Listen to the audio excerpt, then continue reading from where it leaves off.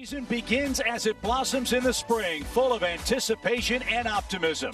And with fresh faces, seasoned veterans, and a steady hand at the helm, ready for the marathon to start.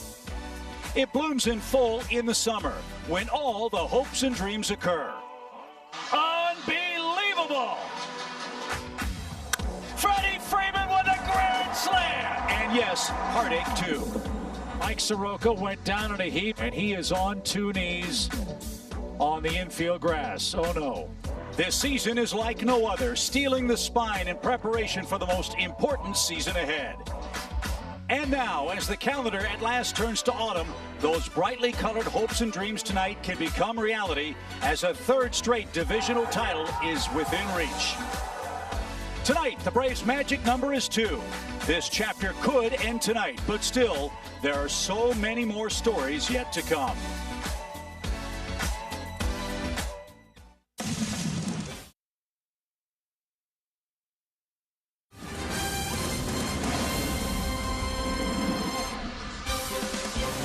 On a beautiful fall night, it's time for Braves baseball. Perhaps tonight will be the night. The magic number for the Braves is 2. If they can beat the Marlins tonight, Ronald Acuna Jr. and the Bravos will claim their third consecutive National League Eastern Division title, and it is a perfect night for baseball in Atlanta. Hi again, friends. Chip Carey with Jim Francora and Tom Glavine. The story is set for Atlanta. The Phillies lost earlier today, so if the Braves win this game tonight, they clinch the Eastern Division title. Hopefully that, of course, will be the case. Tommy, we know at times this year for Atlanta, the starting pitching has been problematic. One area where they have no concerns right now is the bullpen. Those guys are peaking at the perfect time. Yeah, pitching and defense wins championships, so shocker, let me cover the pitching. The bullpen, we know, has been a very strong part of this team and was going to be a very, very strong part of this team coming in, and they may be peaking at the right time. You see the last 15 games, great ERA, great average against, and they've been busy. 10 out of those 15 games, 4+ innings pitched. And, oh, by the way, 4 for 4 in save opportunities, too. So the bullpen's been spectacular. The other side of that equation, Jeff, the defense has been pretty good, too. Yeah, and you know what? When you have a pitching staff that's not a high strikeout thing, Tommy, you need good defense. And it starts over with Austin Riley, who's been really good at third base this year. Dansby and Ozzie up the middle when Camargo's here. Only 3 errors for the middle infield this year. And, of course, Freddie at first base. And then the outfield has just been great. Look, when you're going to talk about winning a championship, you cannot give free bases. You saw that last night, probably the play of the game. Freddie across the diamond to Dansby. We see that night in and night out, and it's the reason the Braves got a chance to clinch tonight. Well, hopefully that'll happen with the Braves offense also streaking and hitting all cylinders at the moment. That's because Ozzie Albies is back.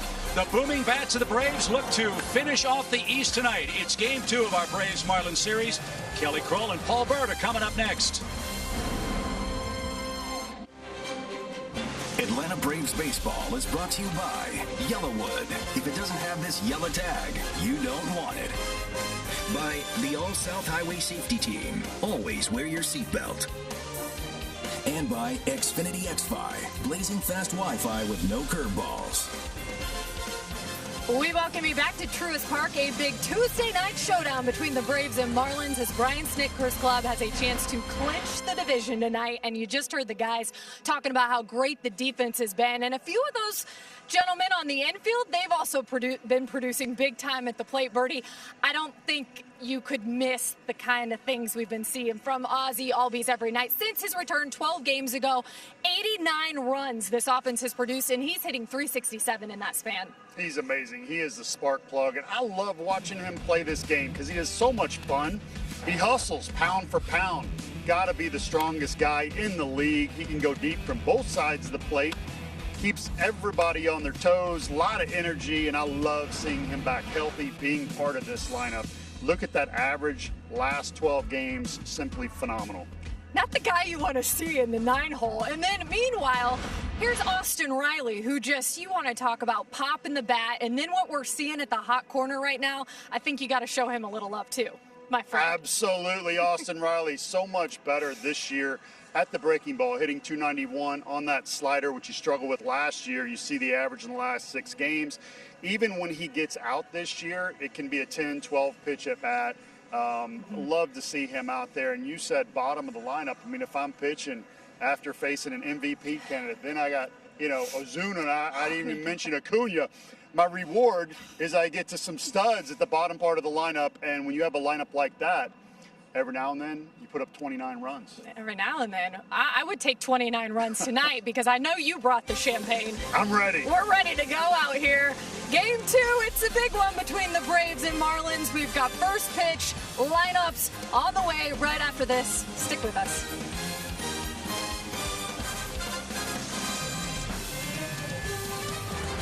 To stay alive in the Eastern Division race, they're also alive for a wild card spot. Same Toyota starting lineup for the Marlins, who jumped in front 3-0 in their first turn at the plate last night, but then the Braves rallied with 4 themselves and ended up winning the ball game 5-4. Bryce Wilson gets the start tonight, fellas. What do you expect from Bryce in game 2? Do what he did right there September 9th against the Marlins. Best outing of the year. But look, I think he just needs to go out there and pitch. I don't know that there's any restrictions on him per se, so just go out there and give him as many innings as you can efficiently, give him a chance to win early in the ball game, and see what happens. So Corey Dickerson's going to lead off for Miami. Dickerson flied out to start the game last night. He starts play tonight at 253, 7 homers, 16 RBIs. Big game for the Marlins, quite obviously. They're still alive in the East, but they're also trying to clinch second place. Their magic number for that is 4. Any combination of Marlins wins and Phillies losses adding up to 4 means Miami's going to the playoffs. They start play at 28 and 26 on the year. And upstairs for Corey Dickerson, 1 ball, 1 strike. Corey had a 1-for-4 game last night. He is 5 for 19 head-to-head with the Braves.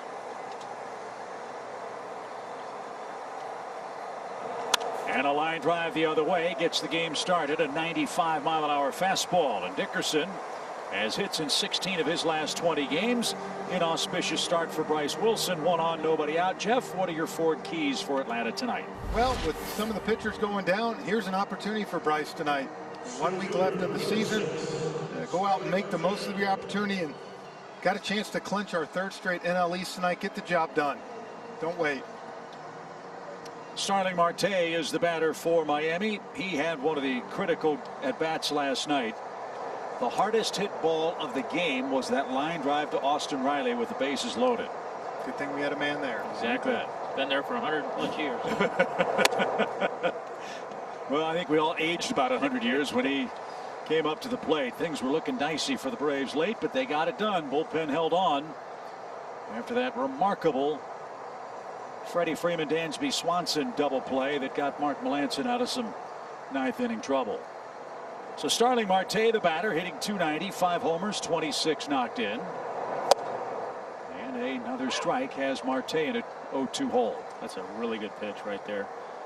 Don't see guys double up inside very much anymore. See if Wilson might want to take another shot in there after that pitch. Tried to, and Marte fought it off. I think we're all guilty of forgetting that Bryce Wilson last year, when he started for the Braves, every game that he started, he was the youngest pitcher in the big leagues. He's still just 22. Well, and his fastball played. We saw him strike out quite a few people last year. Problem for him was not being able to throw anything else over the plate, and eventually those guys caught up to his fastball. So a check of Dickerson at first. No balls, 2 strikes. And that skipped up there on the appeal. No swing. And Marte now faces a 1-2 count. Bryce, the 13th different man to start a game for the Braves. Tonight makes his 6th major league start and appears in his 14th major league game. 1 ball, 2 strikes, 1 on, nobody out, top of the 1st.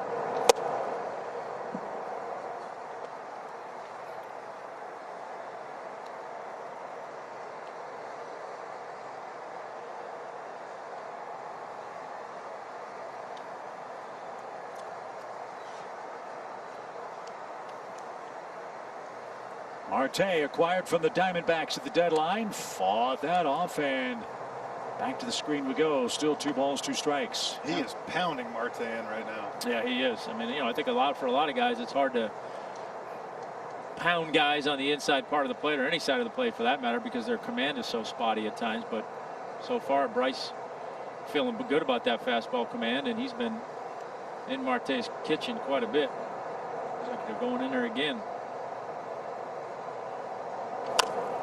And another foul ball. Long at bat for Starling Marte, but Wilson not giving in.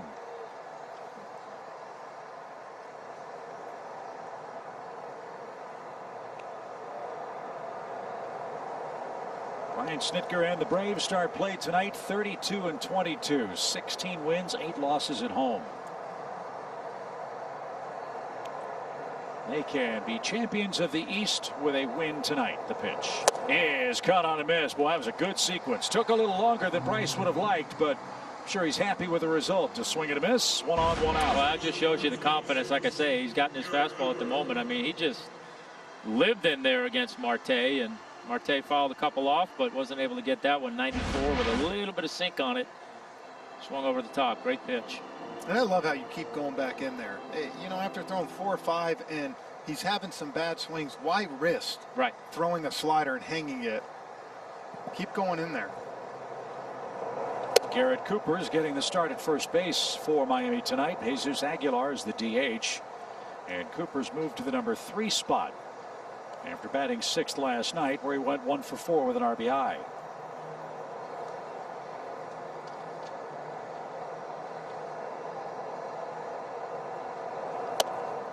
I've always liked this guy. I think he's got a simple approach up at the plate. See him hit a lot of balls hard. Not flashy, but it's good numbers. 283, got an 886 OPS. Way above league average.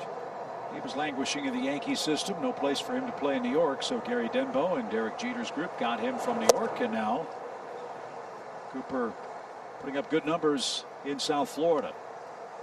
1 ball, 2 strikes. He's getting some bad swings, Tom, on the inside part. Yeah, he is. Must be moving. Ball looks like it's just exploding in. Looks like a strike, and then by the time they go to swing at it, it's in off the plate.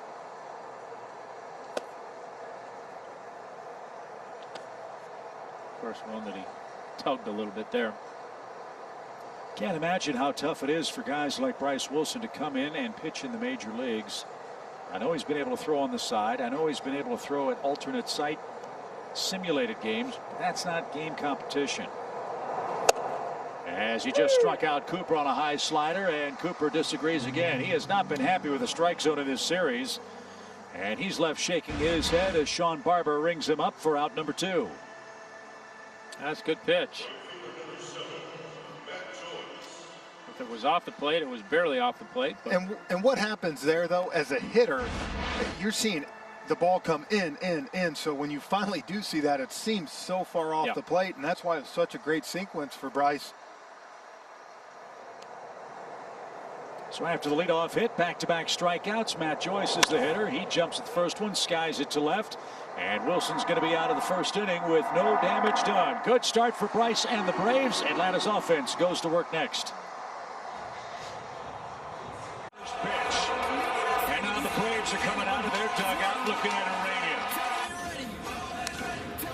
That's hit a long way the other way by Acuna. That ball is up. That ball is gone on a line. Big time bat flip for Acuna, who carried it with him down the first base line. I don't blame Smith for being mad right here.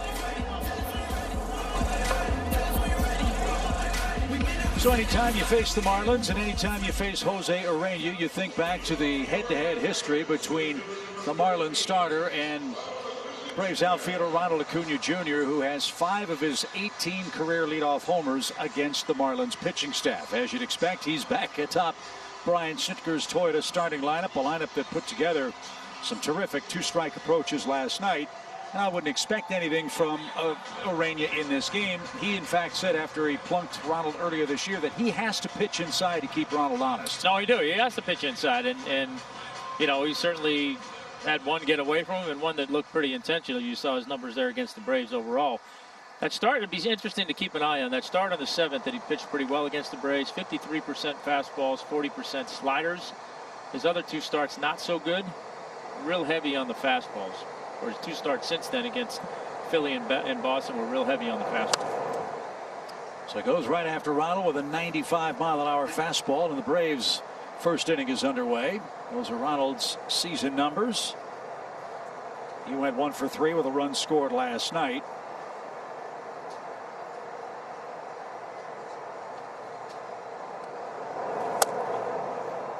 And see, that's the pitch right there, Tom, that you talked about. I think that Urena's had problem in the past trying to throw nothing but fastballs, and that 2-seamer. You throw too many of them, you let these hitters time it up. They're going to hit it. Yeah, great work for Ronald, who's our truest leadoff feature. Last 18 games, he's been as hot as anybody else in Major League Baseball. 21 walks the last 18 games, most in baseball. And another guy pretty good against the Marlins. 41 career games, 327 with 17 homers. Swing and a line drive hammered toward left. Weird route taken by Dickerson, but that ball had a lot of spin and hook to it and dropped into his glove. Man, that was smacked hard, but tough luck for Ronald. He couldn't elevate it. 1 out.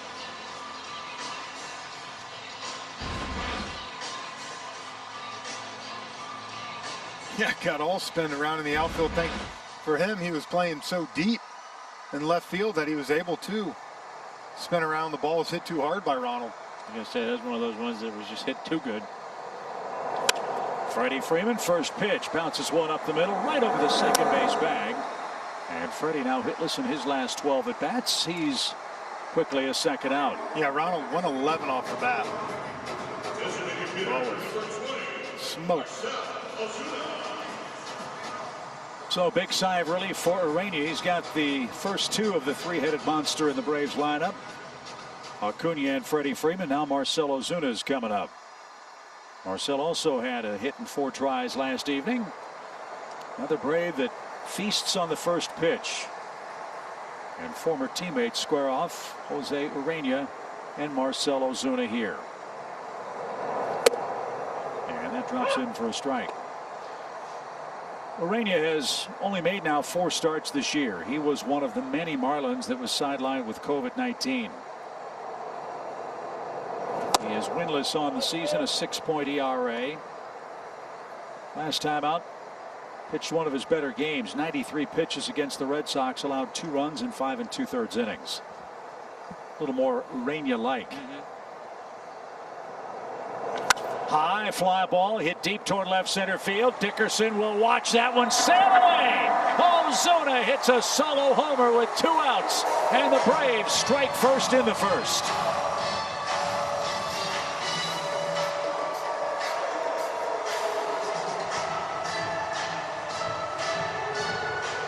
If you're going to throw that fastball to Marcell, you better get it in off the plate. He tried to come in on him.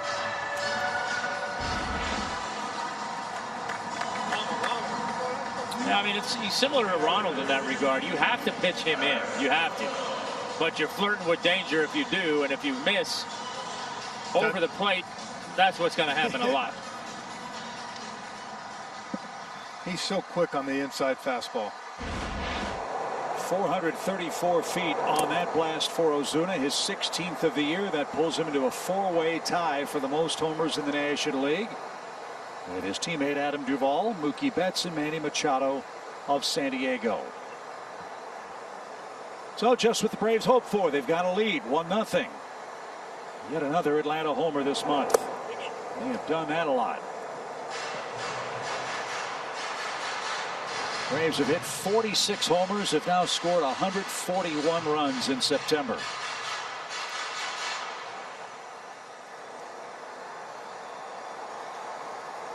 And Ozuna's hit 8 of those September dingers. 2 balls, no strikes for d'Arnaud. 1-0 Braves. The pitch. And ball 3. There was a time where it looked like Jose Urania was on his way to being one of the really good young pitchers in the National League East. 2017, 2018 years, he went 23-19 with a 3.90 ERA. Since that time, he's 4-12 and a 5.33 earned run average. A lot of that damage inflicted by the Braves. I mean, he's got good stuff. Good live fastball, good slider. I think the key for him is just consistency. Consistency with fastball command and consistency with that slider. He has a tendency to throw some cement mixers, and if he could bottle that one every time he threw it. Well, I'd like to see him go back to the sinker more, even if it gets him down to 92 miles per hour for his sake. To me, when he's 95, 96, that's the kind of hitting you want. His ball flattens out. Just a little low, and d'Arnaud takes a 2-out walk.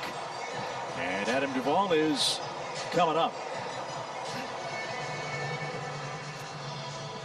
As we mentioned, Adam tied for the league lead in homers with 16. He's hit 11 homers this month. He's tied with Eddie Matthews for the all-time Braves September homer record. Matthews also hit 11 back in 1959 when the Braves played in Milwaukee. So Duvall's got some time to have that record all to his own. Also knocked in 33 runs. The pitch skips up there. 1 ball, no strikes.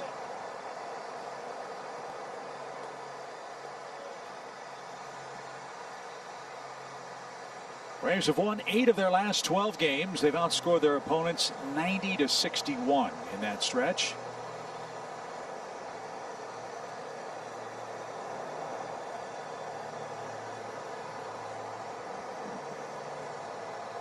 The 1-0 pitch. Nice frame job by Alfaro, evens up the count.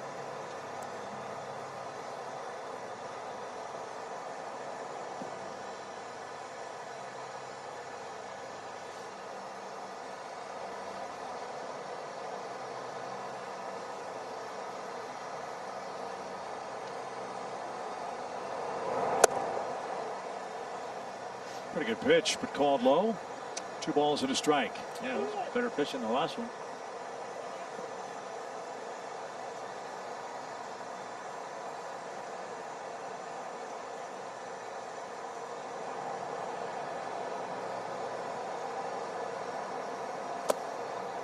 Now 3 balls and a strike. Rainey got the first 2 outs very quickly, very easily, and after the homer, all over the place. And this is why you see him can get in trouble, because now you're in a 3-1 count right here. Chances are Adam Duvall is getting dead red set on a fastball, and even if that ball is moving in on him a little bit, if he gets started a little bit early, doesn't matter. He's going to be able to square it up. Ground ball toward third. The long throw will go to first, and that'll do it for the Braves. Marcell Ozuna is tied for first in homers. A solo shot with 2 outs gives the Braves the game's first run. 1-0 after 1 at Truist Park. How about 22-year-old Bryce Wilson making adjustments? 93-94. Look at the sinker. Look at the downward action running in on the hands of the Marlins. This is not on the scouting report. He usually throws 95 to 100 up in the zone. That is simply disgusting. I have a game ball. I have the glove on. These puppies jump. And it's really important that you have a ground ball pitch in your game. Bryce holding this as a 2-seamer, getting the ground balls. This day and age, extremely important, not just to throw up, but down as well, inside and out. Guys. Use that infield defense that Tom was talking about, Paul. 46% ground ball rate by the Braves bullpen. Why wouldn't you use those premium defenders as a big weapon? Keep your pitch counts low. Not only the fact that, yeah, you throw the ball down like that, hard to elevate it. Well, look at it. It all goes hand in hand with what we talk about all the time, right? Pitching to all the quadrants of the strike zone, up, down, in, out, and if you have a pitch like a sinker that you can easily attack the bottom of the zone with, great. You know, and I know a lot of guys only throw 4-seamers and they don't throw 2-seamers. I've never understood why guys don't throw both. It's a built-in 2 pitches in 1 pitch, and like Paul said, you have one you can get down in the zone for grounders. It's a good weapon. Bryce threw 17 pitches in the first inning, most of them to Starling Marte, whom he later struck out. Now he's got Brian Anderson, the Miami third baseman, leading off. He's been their hottest hitter. 17 ribbies in his last 18 games. And a swing and a miss. That's 3 strikeouts for Wilson tonight. Boy, his ball is running and moving. This is really impressive. That's nasty right there. I mean, that's, you know, we talk all the time about sequencing pitches and throwing pitches that look like strikes. That pitch right there, coming off a 4-seam fastball that's fairly straight, you throw that on the same plane, looks like, okay, this is going to be a strike. Sinks in on you, you can't do anything with it. No, and look, we see Kyle Wright having trouble with his 4-seamer. So what does he do the last 2 starts? Ripping that 2-seamer, letting it ride. Kind of the same thing for Bryce. It's 93-94, not 96-97, but it has a lot more movement, and it's a heck of a lot tougher for that hitter to put a good swing on it. Hey, guys, I've never thrown 98, but I hear it's tougher to make the ball go down when you throw it that hard. That's science, gravity pull. Well, it's just something to throwing the ball nice and easy, turning it over, and letting it dive. And, you know, let's face it, if you can throw 99-100, but you're just nice and easy at 93-94, you're going to last a whole lot longer, too, and also be more effective at hitting your spots. 2 quick strikes to Jesus Aguilar, the Miami DH tonight. And popped out of play. Let me ask you this, Tommy and Paul. Is it hard to not throw hard when you have, as you said, 97, 98 at your command?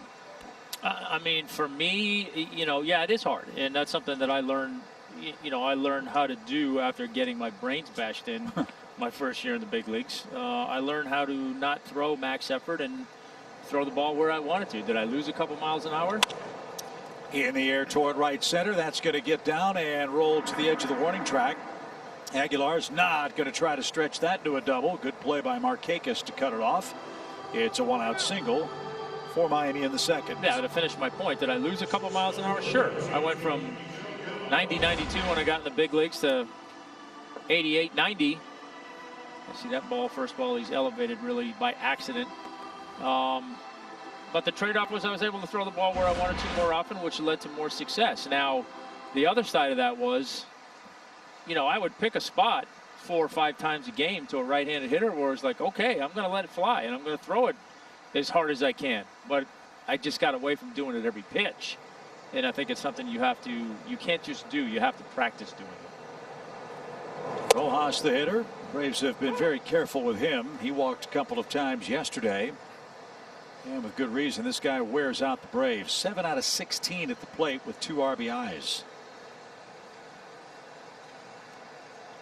Slow runner at first and Aguilar. If Rojas hits it on the ground, you've got a chance for 2. But right now, Bryce Wilson's not allowing an awful lot of contact. And as a hitter, look, I'd rather see a guy throwing 95, 96 straight with even a good slider than a Tim Hudson who's throwing 92 and it's sinking, cutting. It's just a harder A beat. Nothing in 2. Short lead at first. Here it is. And a backhanded stop by Darno evens it up. Yeah, I mean, I know it wasn't that long ago that if you were to have pitchers rate velocity, movement, and location in the order of importance, velocity was never number 1, ever. You would get, most guys I think would say movement, and then close second would be location. Velocity was never at the top of the list. I mean, that's changed now, but you know, you see the fits it gives a hitter when a guy has command and movement. And these are perfect examples. Starling Marte, Cooper getting the K, Anderson the 2-seamer in. That's location. Location to Jesus Aguilar, missed up and out over the plate. What happens? It gets hit. And these guys are here because they can hit the fastball, right? Especially up out over the plate. 2 balls, 2 strikes. In the air to right center again. Markakis over. That ball carry out and settle into his glove. Rojas hit it hard, but right at Nick. There's the second out. And John Birdie is the batter. Guys, I'd just like to give a shout out to the coaches that are at the alternate site, because Frenchie mentioned Kyle Wright, now Wilson. I see these guys coming up with different game plans, and that's very, very important and will be going into the playoffs, that you have a guy that can throw more than 2 innings and give guys different looks. So well done, fellas. Yeah, so far so good for Bryce tonight. And inning in 2/3, couple of singles. And now John Birdie, the batter. He's the Miami second baseman. And this one chopped up the middle. Dansby's got it. Easy step on the bag. And that'll take care of the Marlins in the second. Braves still own a 1-0 lead. Atlanta Braves baseball is brought to you by Truist. BB&T and SunTrust are now Truist, your local Toyota dealer. And by the Georgia Lottery. Today could be the day. Team Picture Day at Truist Park in 2020. I like this version better. Yeah. Don't you? Yeah. Yeah, but you have to have one or the other just to have a document. Yes. I was told that every single member of the Braves was smiling behind the masks when they took that first picture. As Ozzie Albies drives the first pitch deep toward center. Marte going back at the 400 sign. He won't get it. Oh, splash down homer for Ozzie.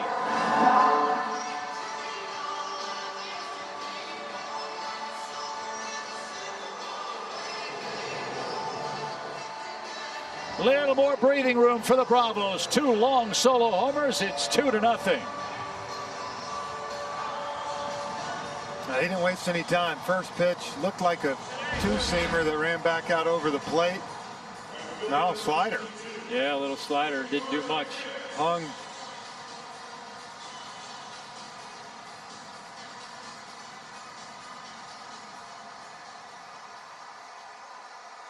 So Ozzie, 6 homers now. And a little more breathing room for the Braves, who lead 2-0. That one 412 feet.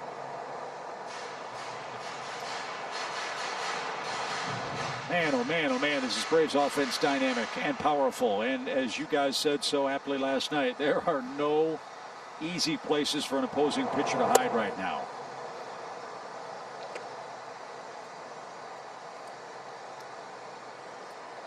So Ozzie Albies with a leadoff homer brings up Nick Markakis. Riley and Swanson to follow against Jose Urena, who's been beaten up by the Braves in his last 5 decisions. The flip to the pitcher covering takes care of Nick for out number 1.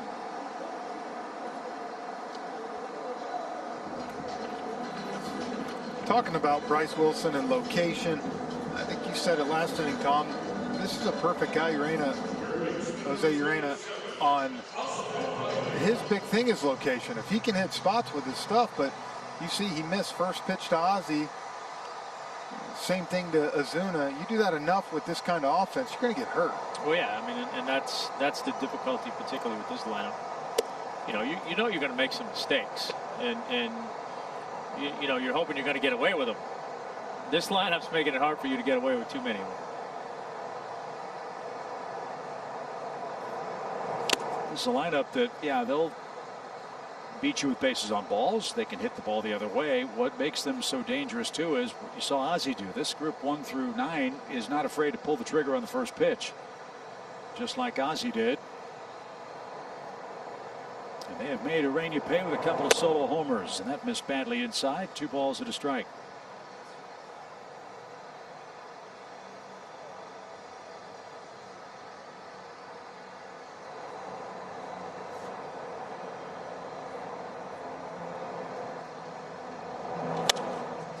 Driven toward right, and Matt Joyce will get there for the second out. Braves, as I mentioned, have played great at home. 16 wins, 8 losses. That good work on the home turf at Truist Park is our Synovus Greatness Made Here feature. And they lead MLB in average on base percentage and runs per game, and 42 home runs at home this season. Yeah, 24 in the last 10 games. Only the Dodgers have a better home record than the National League since the start of last season, so they've been tough here. So wrap up the division title tonight, and know you're going to play the first 3 games potentially of postseason play here in Atlanta against an opponent yet to be determined, as Dansby swings the first pitch, drives it toward left. Dickerson's there. He's got it. And bookend first pitch sequences for Atlanta in the second. The first one, though, Ozzie Albies into Chattahoochee Falls. A solo home run, number 6 on the year, and the Braves now lead by 2 after 2. Braves have 2 hits, so do the Marlins. Atlanta's hits, though, left the ballpark. That's why we're up 2-0, heading to inning number 3 with Alfaro, Dickerson, and Marte coming up. Bryce Wilson's been very impressive. 3 strikeouts in his first 2 innings of work. And as I talk about a lot, that 2 strikes within the first 3 pitches. He's gotten 2 strikes or put a ball in play within the first 3 pitches on all 8 hitters so far. So he's been pounding the zone and been aggressive.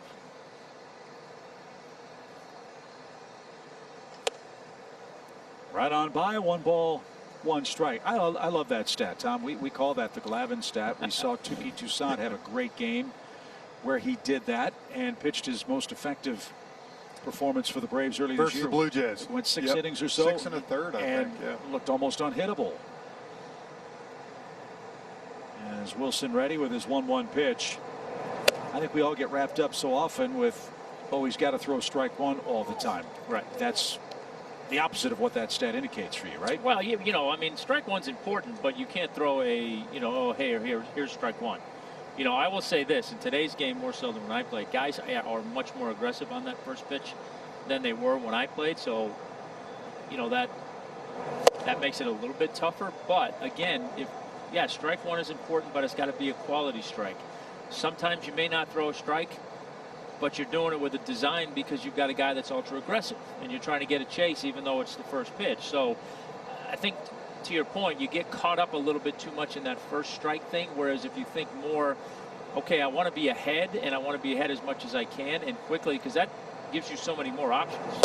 Like that. Look at that comeback for Wilson. He strikes out Alfaro. 4 punch outs in the game for him. Yeah, he is getting these guys to continuously chase that ball in. Look at it, starts edge of the plate, and by the time it finishes, guys, all the way on the other side of the white line. And he's done a good job there too in mixing that, even just that pitch, the fastball coming into this inning. 24 of those, he's thrown 15 four-seamers and 9 sinkers. So he's even though they're all technically fastballs, they're 2 different pitches, and he's done a nice job of distributing the 2 of them to where they can't sit on a four-seamer, and that's why I think you're seeing a lot of those swings at that sinker, because they're thinking it's a four-seamer, but it's not. So now the Marlins start their second trip through the lineup. One of the 2 men to reach is Corey Dickerson, who singled to start the game. I would assume for Bryce, don't change a thing. Heck no. Make them adjust. Right now the Marlins swinging at the invisible ball with 4 strikeouts among their first 9 hitters. And with 1 out, Dickerson digs in.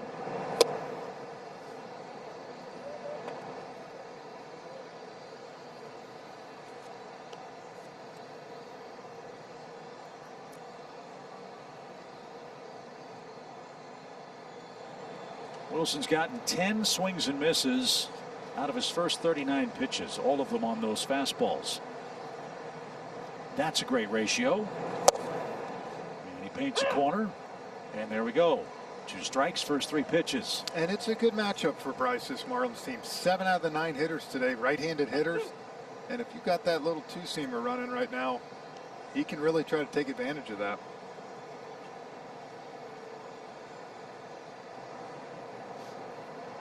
Base is empty, 1 out for the Marlins left fielder. That's off the plate, 2-2. So we've talked about Wilson's work from a pitching perspective, Jeff. How does a hitter get off of that 2-seam pitch that they can't hit? You have to tell yourself, see the ball out over the plate. And it's not, obviously, I'm sure these hitters are trying to do that, but right now they're not able to lay off that pitch, so you keep going there. But that's the key. You got to tell yourself, see it out over the plate. 2-2 count. Lifted toward left again. Duvall gives chase, but that one's going to sky into the seats. And we'll try again. 2 balls, 2 strikes. Well, you hear people talk about, for a right-handed hitter, when a guy throws you a sinker, I think the tendency for hitters sometimes, hey, if I get to the ball and cheat a little bit, I can get it out front. That's what the pitchers are actually kind of hoping you do. And that way you pound the ball into the ground. Every once in a while you might get lucky and lift one and get one, but majority of times if you try to meet that sinker by going to get it, you're going to pound it in the ground. I remember Derek Lowe talking to me about that a bunch when he got traded to the Braves from LA, talking about how to hit the massive sinker, and that's what he said. I'm dying for you guys to try to cheat. Yeah. Line drive over first. Boy, that's a good at bat by Dickerson. He's 2 for 2. He's hit 1 to left and 1 to right. Now, knowing it and executing it is another thing as a hitter. Yeah. How do you get to that pitch? I don't know. That's one of the ones you just got to tip your hat. I mean, that right there, he's obviously thrilled he got a base hit, but he's probably equally thrilled he didn't slam that off his shin. You know, I mean, he just did a great job of keeping his hands and not inside the ball and not just coming over the top and beating that off his shin.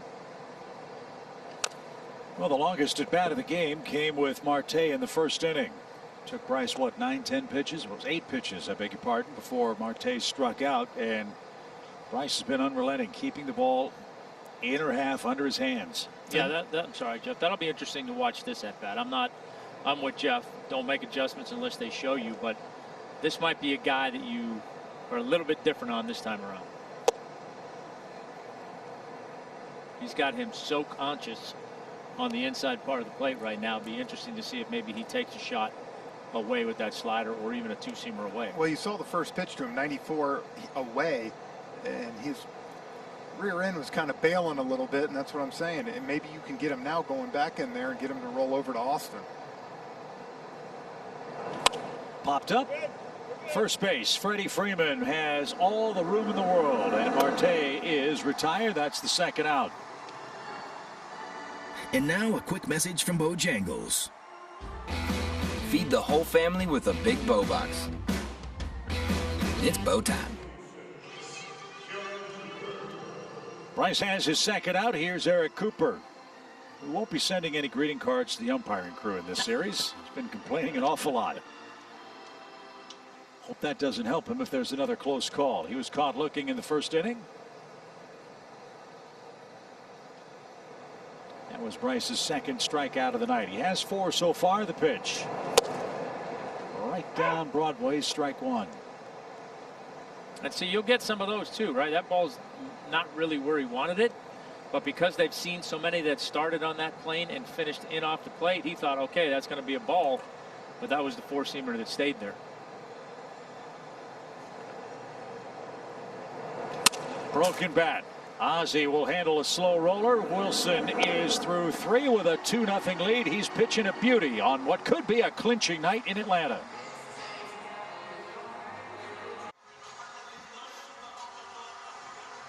Thank you very much, Jerome. Here are the Eastern standings up to the minute. If the Phillies lose that second game, the Marlins' magic number to clinch second place would be trimmed to 3. If the Braves win tonight, they will win the Eastern Division outright for the 3rd straight season. Here we go. Acuna, Urena 2. Ronald hit a screaming line drive to left that had Dickerson twisting and turning, but he made the catch as the ball sunk into his glove for the Braves' first out.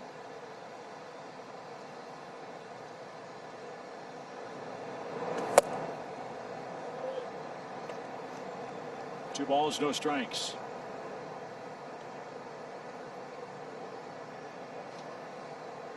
Since September of 2017, Urena is 0-5 with a 7.46 ERA against the Braves. And the Marlins have lost 7 of the 8 games that he has pitched head-to-head since that time. That's not good. That's not good. So obviously this head-to-head history has gotten into the head of Jose Urena, who's given up 2 homers tonight. And now Ronald's ahead. 3 balls and a strike.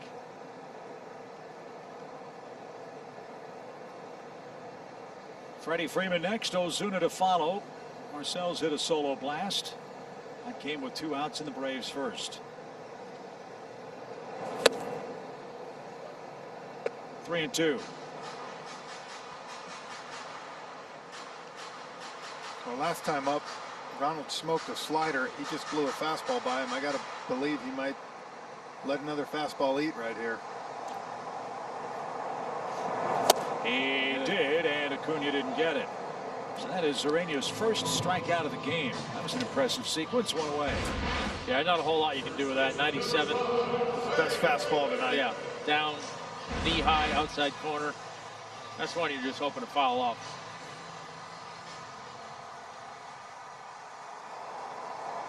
A little bit of a cold spell for Freddie Freeman, who's 0 for his last 12. 3 games without a hit for the Braves first baseman. Freddie started play tonight, 3rd in the league in batting average at .340. Still tied with Ozuna, or was tied with Ozuna for first in RBIs. Marcel now has him by 1. And let's see who's bringing the lumber. It's presented by Yellowwood. Cue the Beavers. There they are. The last 2 weeks hitting .500 versus right-handed pitching, and career versus Jose .429 average.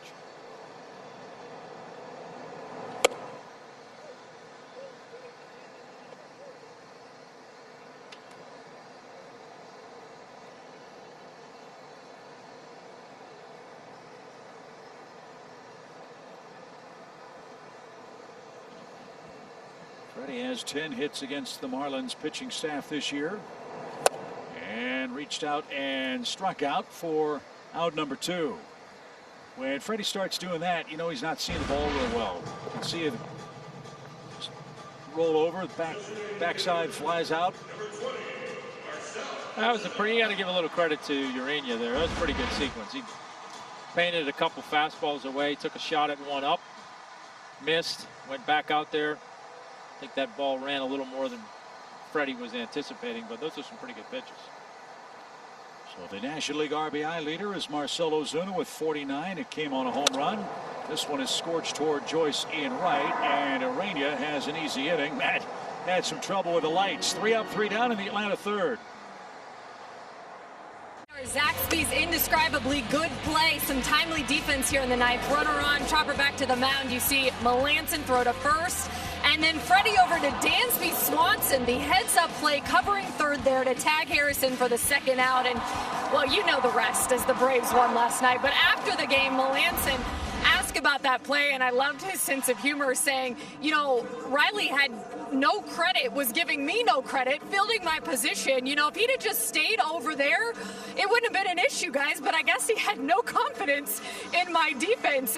I will say this, the way Riley's playing defensively, I understand he probably thinks he can cover the whole field, and certainly Dansby Swanson doing his thing out there, but I know they have confidence in Mark Melanson on the hill. The guy got his 11th save last night of the season. Yeah, made a heck of a play, and Freddie, what a quarterback. He made a great play there. Whoever you're throwing to, just let it go, and what a play. Matt Joyce leads off, and that was such an instinctive play, right? That's just baseball IQ. Dansby not spectating and paying attention, knowing the game situation. It was a great play by Harrison to try to go 1st to 3rd, by the way, and if it wasn't for a perfect play, he would have made it. Well, and it was a gutsy play by Freddie, letting it go to have the confidence to throw a strike. Usually if you see guys maybe lob it more. When he throws it hard like that, he throws that away. It's a tie ball game. So he took a chance and paid off. Matt Joyce drives one deep toward right center. And on the warning track, Acuna's got that. Matt just missed. And Bryce Wilson with his 51st pitch has the first out of the 4th inning. Yeah, a little bit of a grimace. He knows Joyce hit that ball hard, but just got under it. Well, no harm, no foul as Anderson's up. He struck out his first time. Another guy Glav to look at, see what he does here. If he tries to cheat on the inside pitch at all, got him. He's been a hot hitter for them.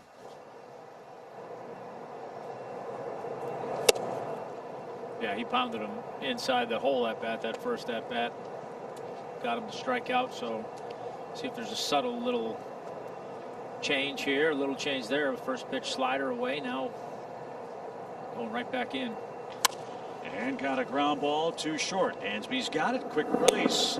Well, I love the fact he's using his infielders too. 2 quick outs in the top of the 4th inning. Fans join Braves legends at Fantasy Camp in Northport, Florida in 2021. Boy, I love reading promos like this. Limited spots remain for camp, which begins January 12th and runs through the 17th. There will be social distancing and safety measures will be in place, but we will have Fantasy Camp in Northport in the new year. Register now at Braves.com.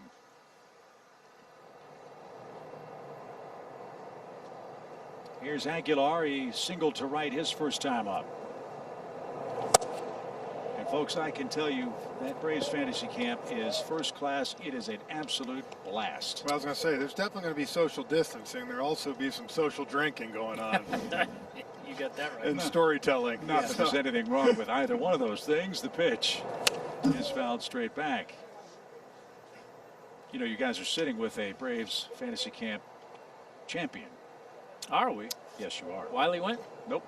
Oh. Smart aleck. Birdie? Nope. Keep guessing. Karen. Karen went? Nope. Kelly.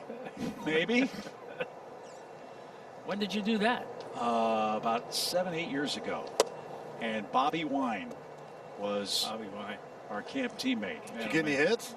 They wouldn't let me play. But I was a coach. Oh. No, so you didn't win anything. Jeff, are you saying coaches aren't important? That was great. Not at fantasy camp. Well, maybe they made the right decision by not letting me play. That could have been the big key. But it's a blast. Everybody has fun, as Jeff said. It is not for the faint of heart, but you'll really enjoy it. So hope you'll think of partaking as this one's popped up toward the Braves dugout. Darno gives chase near the on-deck circle, but he runs out of room. Yeah, I remember my first big league camp, West Palm Beach. They used to do fantasy camp like right at the beginning of right before spring training. Yeah. And I remember coming in as a young kid, not knowing what was going on to begin with, and I see all these old guys, and they're all coming out of the training room, and they're just ice bags and hammers. I'm like, what are these guys doing? And somebody told me about fantasy camp, and I'm like, seriously? These people are putting their bodies through this for that? Yeah, it was sponsored by the Red Cross. Yeah. As Aguilar takes ball 4 with 2 outs. What made our fantasy camp so fun was we had Brad the Animal Leslie. Remember him? Remember him, the big Cincinnati Reds guy? Oh, yeah. He came in and was the guest pitcher, and you know, on the final day of camp, you get to play a game on the big field, right? Yeah. We got rained out. Oh. So Brad decided it'd be a good idea to get all the guys in the hitting cages at Disney. And he pitched like a full game, and these poor guys were just getting blown up in the cage by a former big league pitcher. But it was great. Really a lot of fun, and I know the folks at Northport will put on a great show in January as well. Rojas bats, runner aboard, 2 out. And chop foul, strike 1.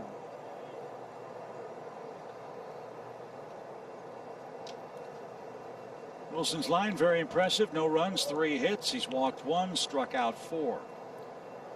Giving the Braves exactly what they hope to see. Best outing was September 9th. 4 innings of 4-hit, 1-run ball. And he earned the save. Yes, he earned the save in that crazy 29-9 game that the Braves won over Miami. Yeah, crazy to think there was a save in that game. Isn't that something? But that's one of the rules. All you have to do is pitch 3 effective innings, no matter the score. Well, he pitched 1 better than that. And he's quickly ahead of Rojas. No balls, 2 strikes.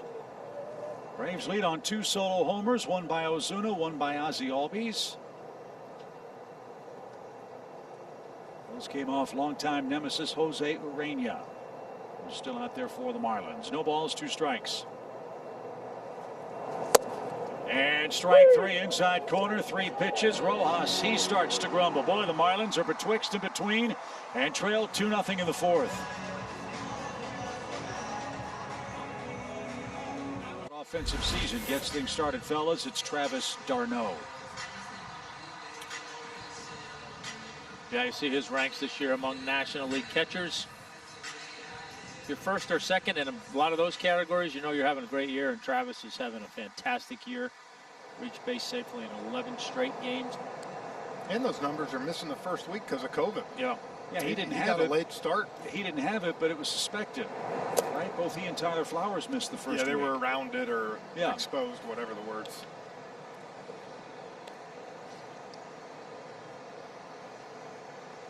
So d'Arnaud leads off. He walked in the Atlanta first. And that's taken a little low. JT Realmuto. Well, now all of a sudden the Marlins dugout's grumbling again. Remember, last time the Marlins were here, Don Mattingly got kicked out. You knew that was coming after the pitch he called on Rojas. Somebody in that dugout yelled, same pitch. I think it's Donnie. Look, he's going to walk all the way to the other end of the dugout, and he's going to start a conversation with Mark Wegner now. What's he going to tell him out there at third base? Does that look high to you or low to you, Mark? Give me some help.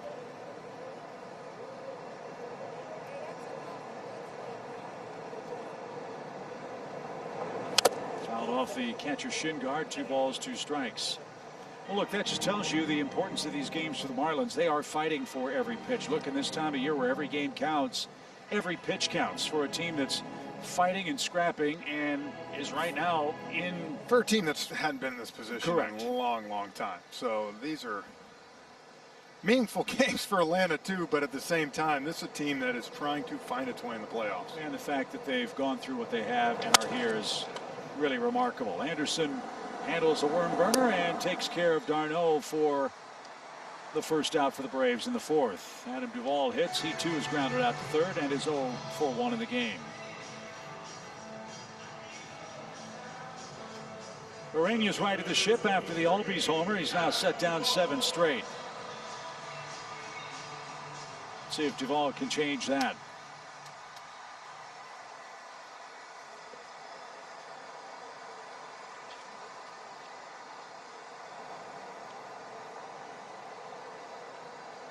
Ozzie Albies waits on deck. He's already had a good night.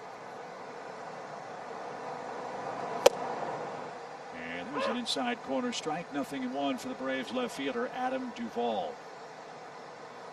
In a game that's filled with so many numbers, and look, there's a number for just about everything in the game of baseball. I think we're sometimes guilty of forgetting the names that are attached to those numbers.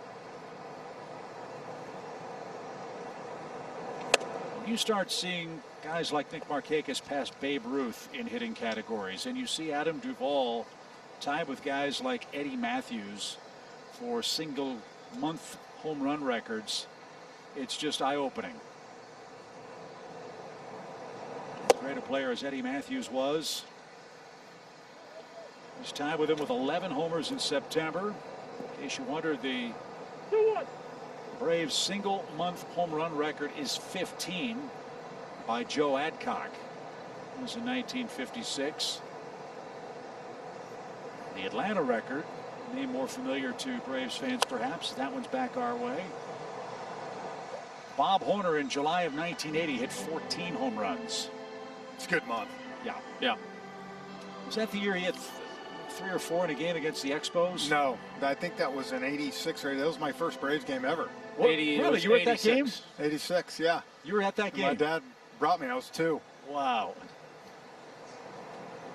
I think they lost, too. It's one of the only times, which was pretty common when I came my first couple of years. Well, back then, yeah, there were almost more players on the field than there were in the stands during some of those years, but that changed quickly in '82 when Joe Torre took over Bobby Cox's teams, as he said, and led the Braves to the Western title that year. First of 2 MVP awards for Dale Murphy. 2 balls, 2 strikes for Duvall. And out of play. Boy, wouldn't it be fun to be able to turn the clock forward and have guys like Bob Horner hit in this era? That short, quick swing that he had. Straight off the campus of Arizona State to the major leagues, and he didn't miss a beat. Bob watches our games a lot from his home in Dallas. Hope he's doing great. Hope we can see him at the ballpark next year. 2 balls, 2 strikes. And pulled foul.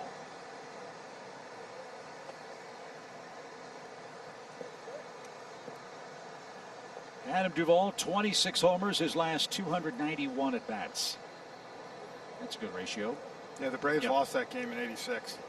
What was the final? 11-8 to the Montreal Expos. 4 home runs and you lose. Yeah, 4 homers. That's right. Good Lord. 2 balls, 2 strikes. Wow. The pitch is outside. Full count for Duvall. 3-2.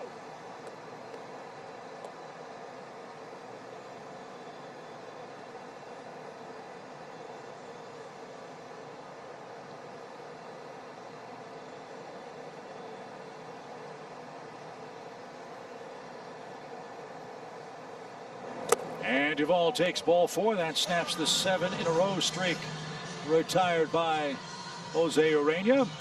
And now Ozzie Albies is coming up. He homered his first time up, and that's why he's our Georgia natural gas flamethrower. See his numbers since returning from the IL 13 games ago. So he's gotten off to a pretty good start since coming back. Yeah, it's hit safely in 11 of the 13. Man, he's raised his average from 159 to 269 since his return. Wow. You know, I think he's in a perfect spot in this lineup. As you see his home run, it's our StatCast powered by Google Cloud. Straightaway center. Watch the water splash. That's my favorite part. Right there. Chattahoochee Falls. Yep. Take valiant effort, couldn't get it. But in this Braves lineup, so much attention is paid to Ronald Acuna Jr., so much attention is paid to Freddie Freeman.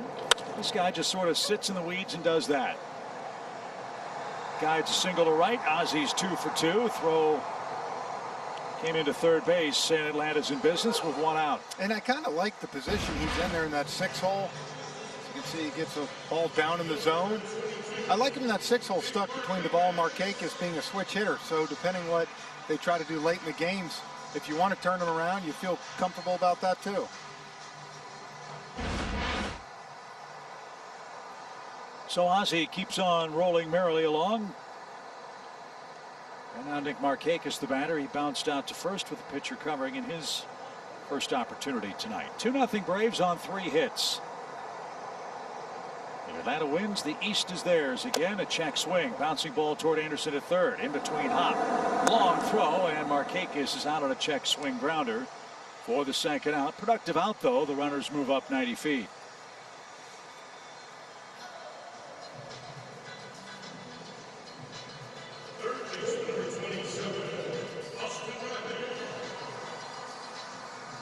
So you got Riley, then Swanson with a base open. Let's see how Urena approaches the Braves' third baseman.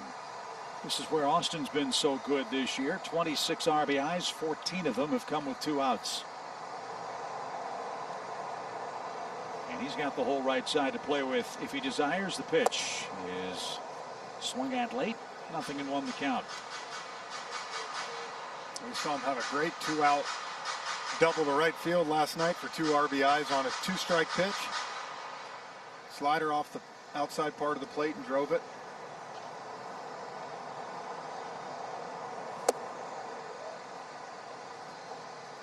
And no balls, 2 strikes. Nationals still lead the Phillies 6-5, as Jerome told you. That game's in the 6th inning. Remember, that's a doubleheader. Game 2, only a 7-inning affair. Disastrous day for the Phillies if they lose both of those games.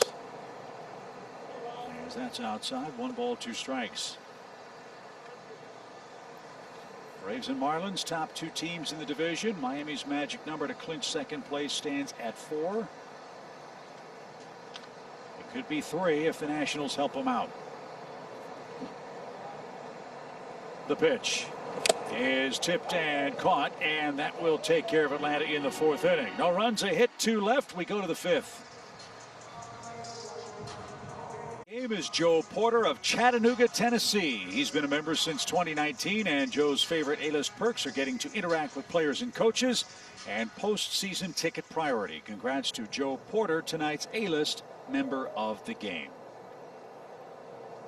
8-9-1 for Miami in the 5th. They trail 2-zip.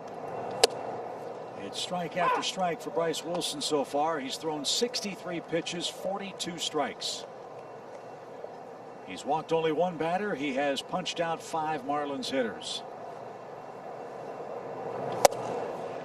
And he is painting that inside corner. And he's just been pounding that fastball. 69% of the time throwing the fastball. Pretty even distribution of slider, changeup. 14 and 16 respectively, so pitching off the heater.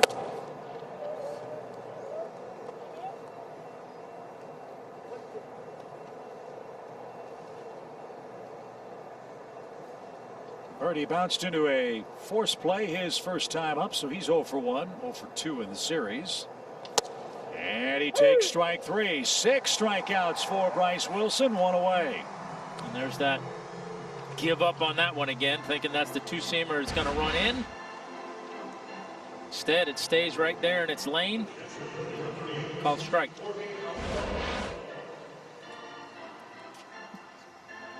So that strikeout ties Bryce Wilson's career high, set last June at Wrigley Field when he punched out 6 Cubs. He ought to fly by 6 with his stuff tonight. At least we hope so, as Alfaro bats. He was strikeout victim number 4 his first time up. And if I remember that start, Chip, I think all 6 of those were the first 3 innings, first 9 batters of the game. And then that's what got him in trouble. Second time through the lineup, had nowhere to go with any off speed. And they started to get to his fastball. Base is empty for Alfaro. 1-0 pitch. He's mad at himself. That was not a strike, but Wilson took advantage of the high heat. 1-1. Well, this is pleasant relief, if you will, for Atlanta, who has a total of 12 quality starts from their starting pitchers all year. 4 of them from Max Fried.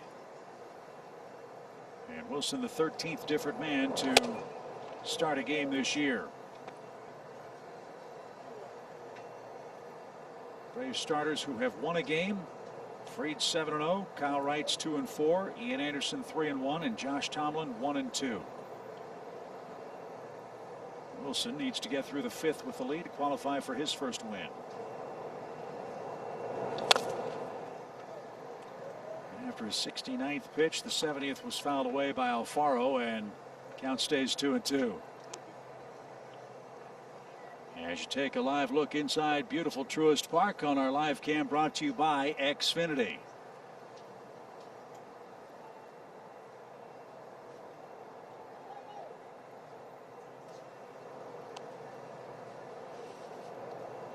The 2-2 is pulled outside, and a full count. Yeah, that's one of the few fastballs he tried to overthrow there.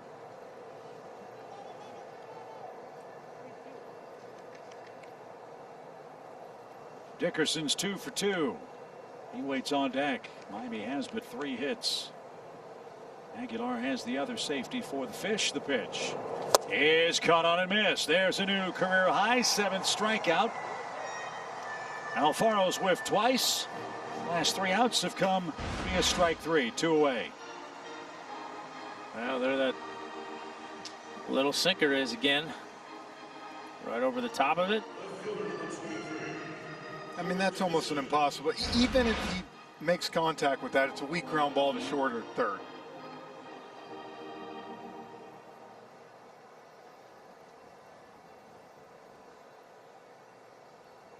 Let's see if he can solve Dickerson. A single to left, a single to right. The last hit was an amazing piece of work at the plate. Ball looked about 3 inches off the dirt. Somehow he combed it into right for a 1-out single.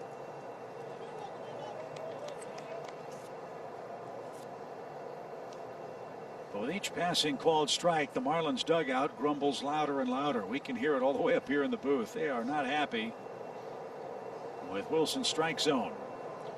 0-1 count. And 0-2.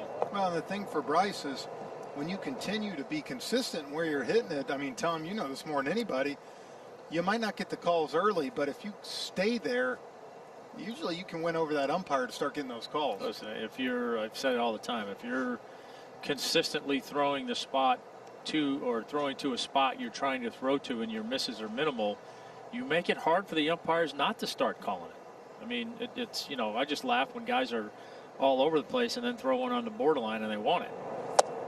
Did he go? Yes, he did. Oh, I thought he did. Mark Wegner's heard enough already. He didn't want to risk the wrath of the Marlins on that swing.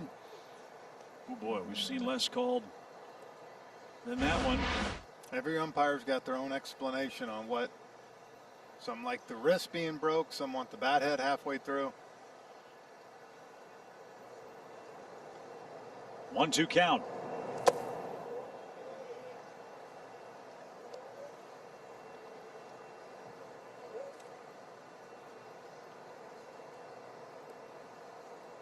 As good as he's thrown that two-seamer in on the right-handed hitters, all I see is just throw one right here. Down and away. Like you've been throwing it to the righty, see if you can do anything with it.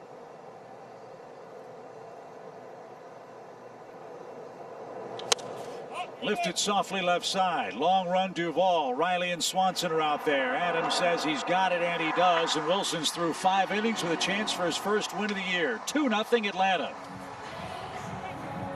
Slugger ticket pack includes a bobblehead honoring the 2019 Braves Silver Slugger Award winners and tickets to your choice of a game during the Cubs series in April of next year. Quantities are limited. Purchase them at Braves.com/Silver Slugger. Well, 2 of those Silver Sluggers are coming up here in the 5th inning. Dansby Swanson will start, then Acuna and Freddie Freeman versus Jose Urena, who's given up a homer in the first, a homer in the second, and that's it. Braves have but 3 hits.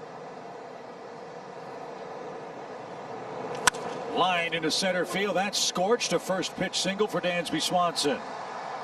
Well, he needed that. Dansby had been scuffling, 3 hits in his previous 41 trips to the plate. And Jeff, as you've said so many times, when he's center and opposite field, that's a sign of good things to come. Yeah, just a first pitch fastball down in the zone, drops the hands. And for him to get going again, guys, that's where it's at. That hip stays in. And he can start racking up the hits going that way.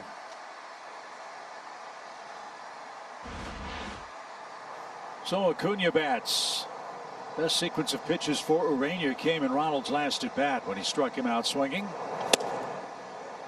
He saved his best pitches for the Brave center fielder tonight. And that's a 3rd straight fastball now. He's blown right by him. Yeah.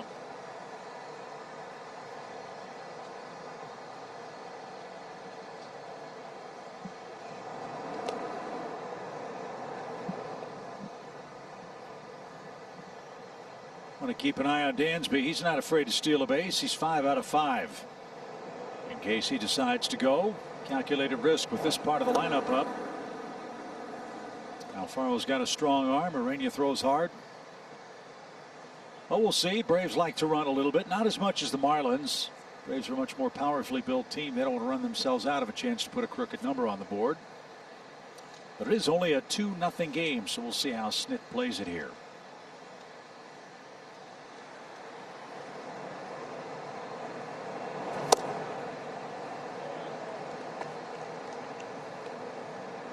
It's tough though with Jose throwing 97 fastballs.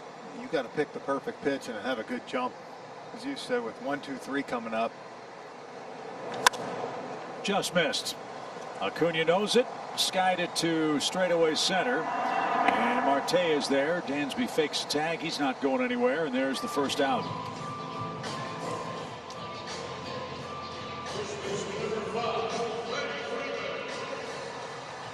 So let's see if Freddie can get going. It sounds sacrilegious to say he's slumping, but as hot as he's been all year, when he goes 13 at bats without a hit, it feels like a month. Yeah, time to bench him.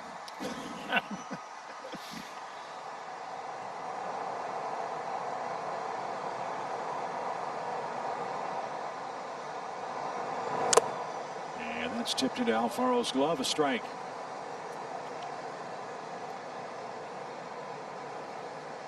Even when he's not going good, though, he'll still mix in a walk or 2 a game.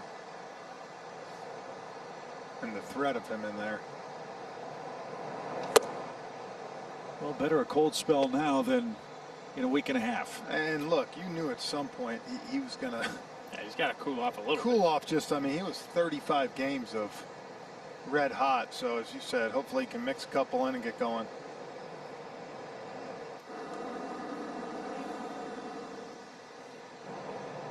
I think we're all looking forward to an extended playoff run for the Braves, who, as we know, haven't won a playoff series since 2001.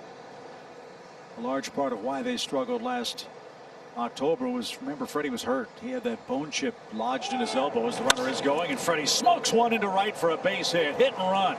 Love it. And Atlanta's got him 1st and 3rd. That'll make Freddie's elbow and everything else feel a whole lot better. That was scorched. And the Braves have runners at the corners with 1 out. Now put some guys in motion. Freddie got the perfect pitch, trying to go away where he's been getting afraid to miss. He pulled that one, and Yeah, and I like that. When you see a guy that's struggling a little bit, particularly a guy like Freddie who can swing the bat, and you're you know, you're not worried so much about him swinging and missing. I love seeing him put a guy in motion like that because it really makes his approach simple. He's just trying to put a good swing on the ball, put a ball in play. Play Pepper with the right side. Exactly, and that was a beautiful swing there. So another RBI chance for Ozuna, first and third for him. And that's in the dirt. 1 ball, no strikes.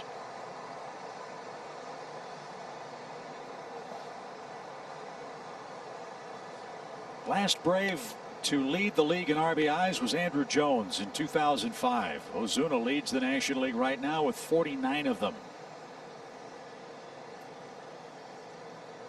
Pitch is missed. 1 ball, 1 strike. In 2005, Andrew Jones had 128 runs batted in. That was with 51 home runs.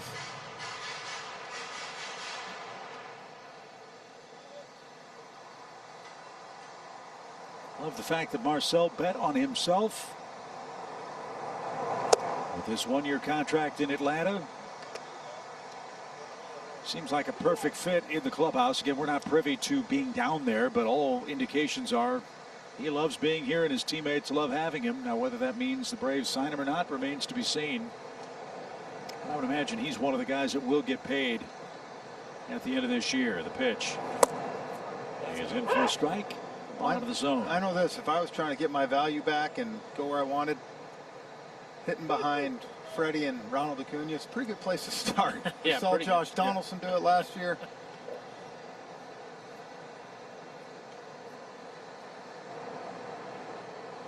They shift on him with 2 strikes. And that's fouled away. First inning, his night got off to a great start. Another StatCast powered by Google Cloud. Yeah, fastball in, no doubter, hammered it. 434 feet. 105.9. That looked like one of Jeff's 9 irons. Yeah. Right? Knockdown. And that home run was a lot straighter. Good point. Little housekeeping work at the plate. Requested by Marcel, who digs back in.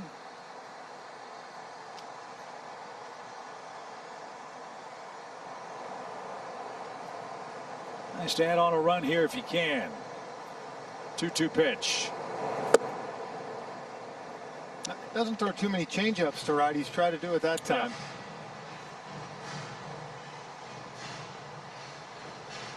So, are you running with Freeman at first? I'm not. Yeah, I'm not either. Not with Travis on deck and the numbers he's been putting up too. Hands on knees for Freddie. He's going. The pitch is out of play. Can I use your line, Tom? Yeah, go ahead. Shows what you know. Yeah, I was just saying it because Tom did. I'm never right when I guess on those. But I like that idea. Again, just force the action. You already have the lead, I guess is one way of looking at it. Marcel's been putting the ball in play pretty regularly. If he splits a gap, Freddie might score from first. He's going again. The pitch is banged foul into the Marlins dugout. Well, the other thing is you're forcing a throw from Alfaro. If he does throw, you might see Dansby try to scoot home. And if not, you get a free base. Pitch is piling up for Urania now. He's at 75 of them. He has 1 perfect inning. Another pop fly foul. And the next pitch for Marcel will be the 10th of this sequence.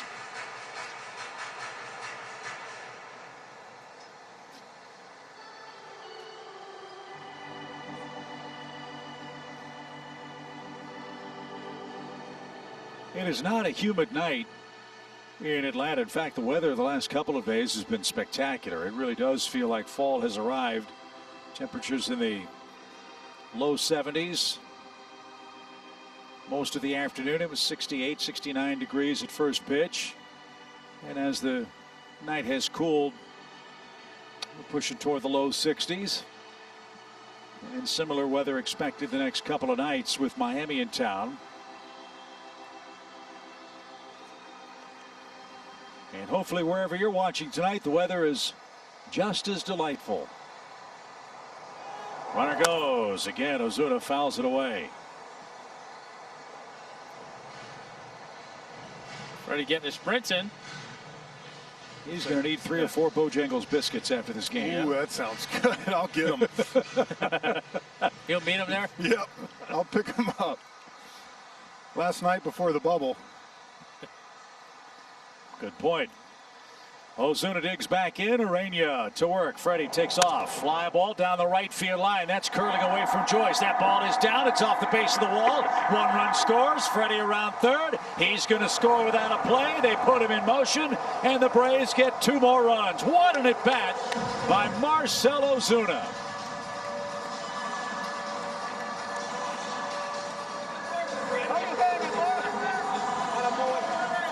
A 3 RBI night. You talk about going good.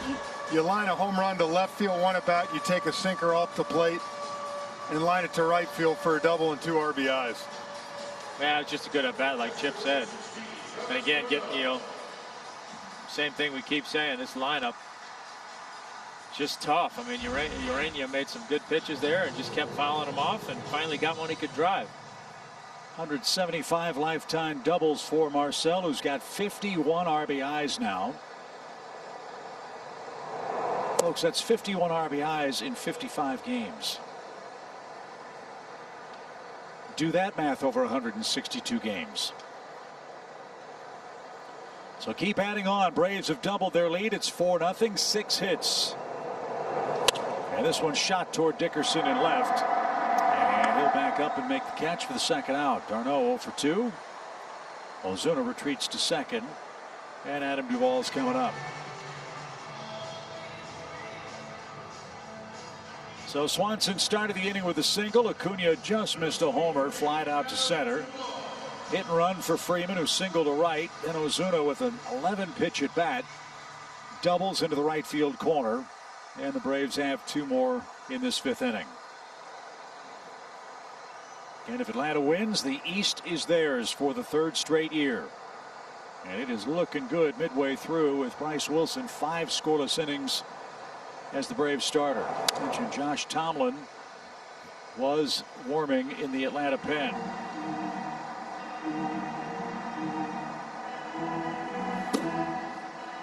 Wilson's gone through the Miami lineup twice, but this might be the pattern you see come playoff time. Jeff, you've talked about this a lot.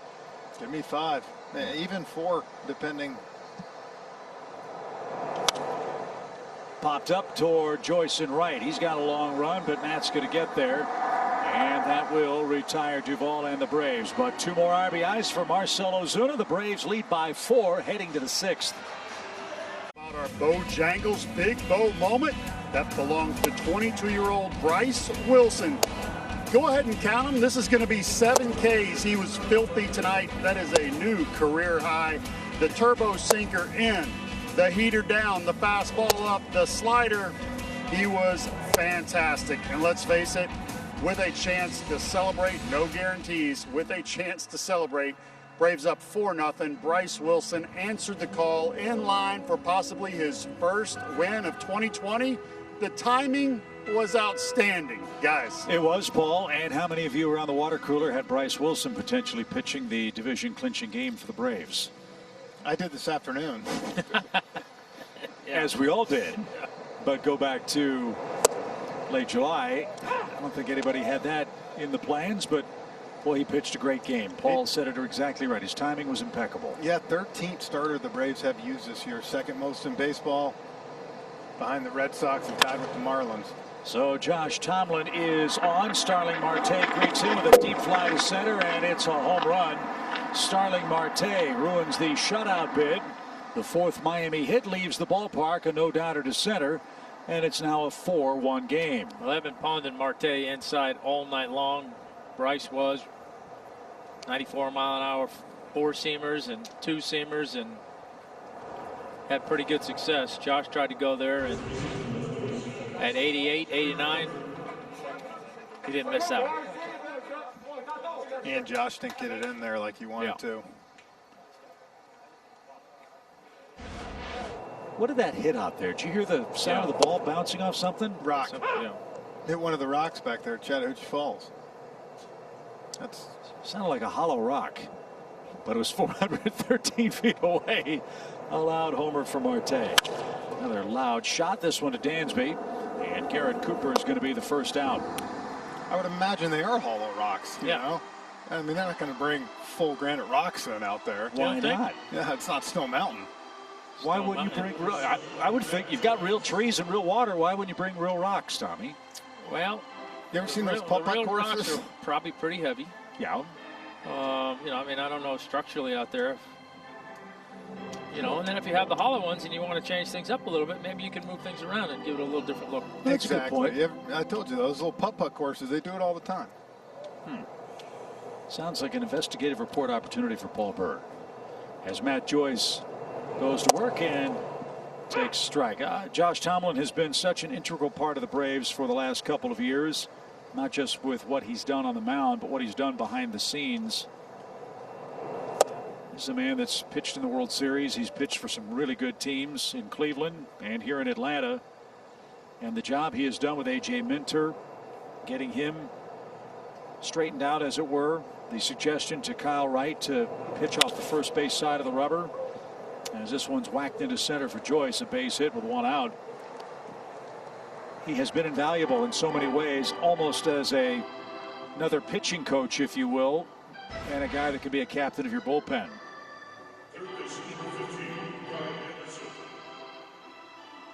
Well, he's been greeted rudely. 3 hard hit balls here in the 6th inning. It's been a while since Josh has been out there, by the way. It was July 16th when he pitched 2 2/3 innings against the Orioles. Excuse me, September. I was going to say, yeah, so really? wow. Wow. I was thinking. He hadn't pitched since the extended spring training. Yeah, thank you. Excuse me, September 22nd. Still thinking about those September rocks. 16th. I'm still thinking about the rocks. And I have rocks in my head. I can't remember what month it is here in 2020. 1 ball, no strikes. But Josh has had a tough run. He started, right, you know, and then they sent him back to the pen for a little bit, and then they needed him full-time starter for what, about 4 in a row. So he has had a little tough transition of back and forth. I like him in this role, especially when the Braves lead, because generally speaking, he throws strikes. He's going to get contact. I hope it's not as hard as what the Marlins have done to him here. But he's around the plate, and he has a rubber arm. He can give you 2-3 innings in relief if you need it.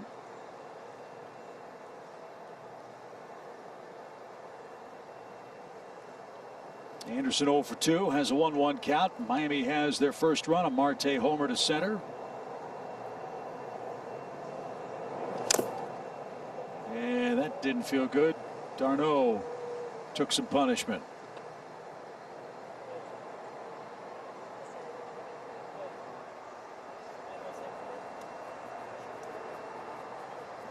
Professional courtesy, they'll dust off home plate.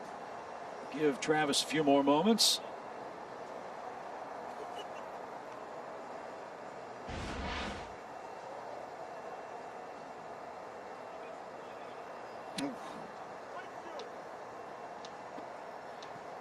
Might need a couple more moments.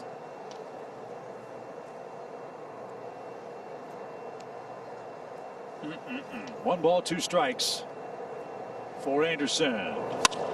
And pop to right. Markakis will give chase, and Nick won't have a play. That's in the seats.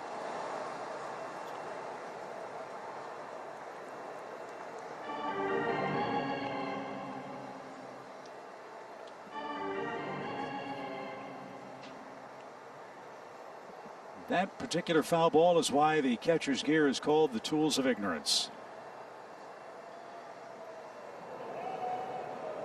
1-2 count. Anderson, the third baseman. Tomlin could use a ground ball at somebody here after the Marte home run. Joyce leads at first. The pitch. Pretty close. That's a good try. Yeah, real good. Just missed. Didn't quite get it to come all the way back for a strike, the front door cutter, but quality pitch. Throw it there again. Maybe you'll get a swing and a miss. 2 balls, 2 strikes.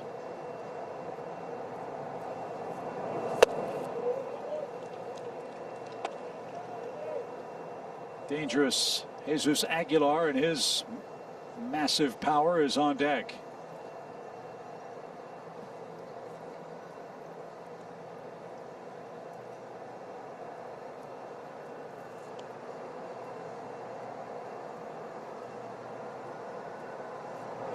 Swing and a miss. Anderson is retired on strikes.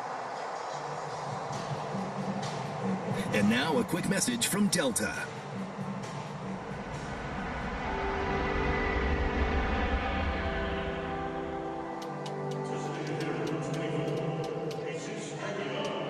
Best Aguilar can do is make it a 4-3 game. He's singled and walked tonight. 7 RBIs in his last dozen games for the Marlins. It's been a nice acquisition for them. He's batted just about everywhere in the top half of the lineup for Miami this year. He's played an adequate first base, DH. A little surprised at only 6 homers for him, though. Some of that might have to do with the gargantuan ballpark he and the rest of the Marlins play in. Yeah, still would think he would at least have double-digit home runs.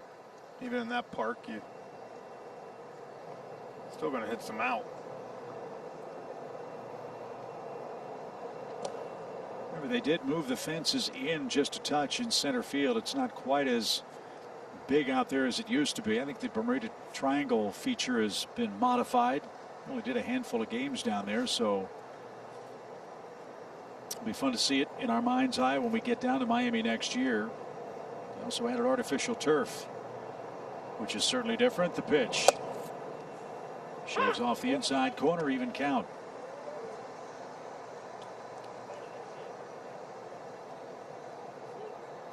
That's the pitch he threw Anderson. Didn't get the call with Anderson, but that pitch alone sets it up. That as a hitter gives you just enough guys to think about, okay, I can't bail out over the plate. Now if he wants to me, he can go back away. He's got the whole outer part of the zone.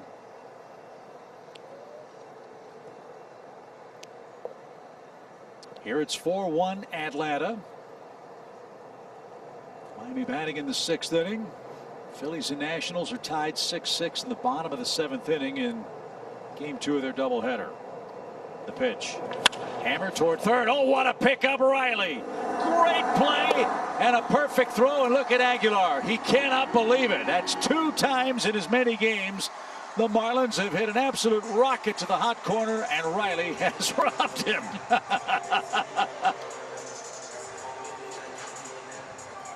Co-branded college hats, t-shirts, and more. 32 schools are available from the SEC, ACC, and other local universities. Follow @Braves Retail on Instagram or email retail@braves.com to buy yours today.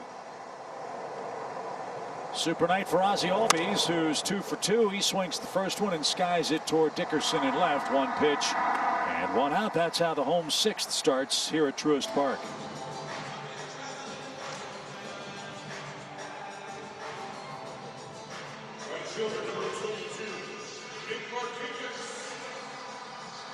Lorania's trying to hang in there and give his offense a chance to come back. They've got 1 of the 4 he's allowed on their side of the ledger.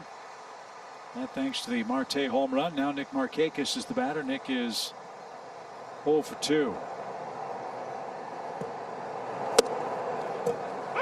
He hasn't pitched all that bad. He's just made 2 or 3 mistakes that the Braves have not missed. 2 home runs and a big double. Yeah, home run by Ozuna, certainly, and home run by Ozzie, and then just a really good at-bat by Ozuna again last inning with the double. So, you know, he's been battling. He's giving him a chance. You know, trouble for them is now you're getting to that stage of the game where the Braves bullpen is looming, and they've been tough. Another chance for Dickerson, and that's out number 2. And Austin Riley is the batter. He's the man that made that great grab on a 110-mile-an-hour drive off the bat of Jesus Aguilar. Last night, Marte's shot was 111 miles an hour. So Austin has truly been the man manning the hot corner in the first 2 of this series.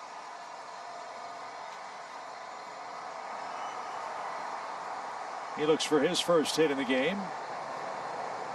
He struck out swinging his last time.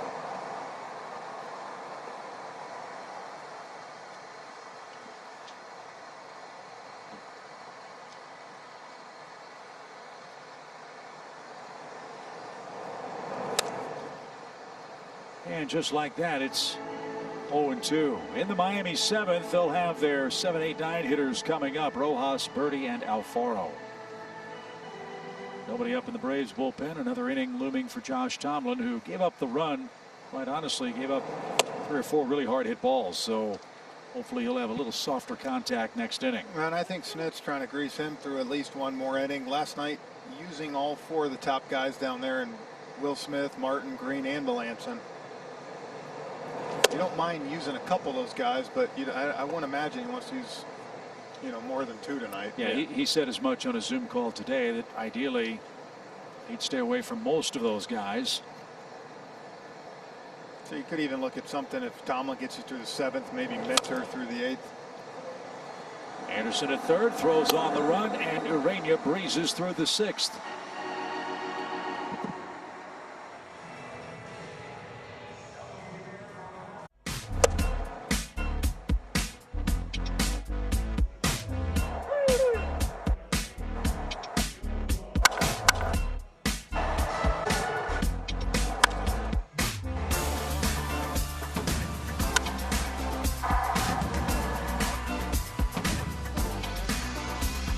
Bryce Wilson, Marcell Ozuna, and Ozzie Albies have been more than enough for the Marlins to handle in Game 2 as we head to the 7th inning.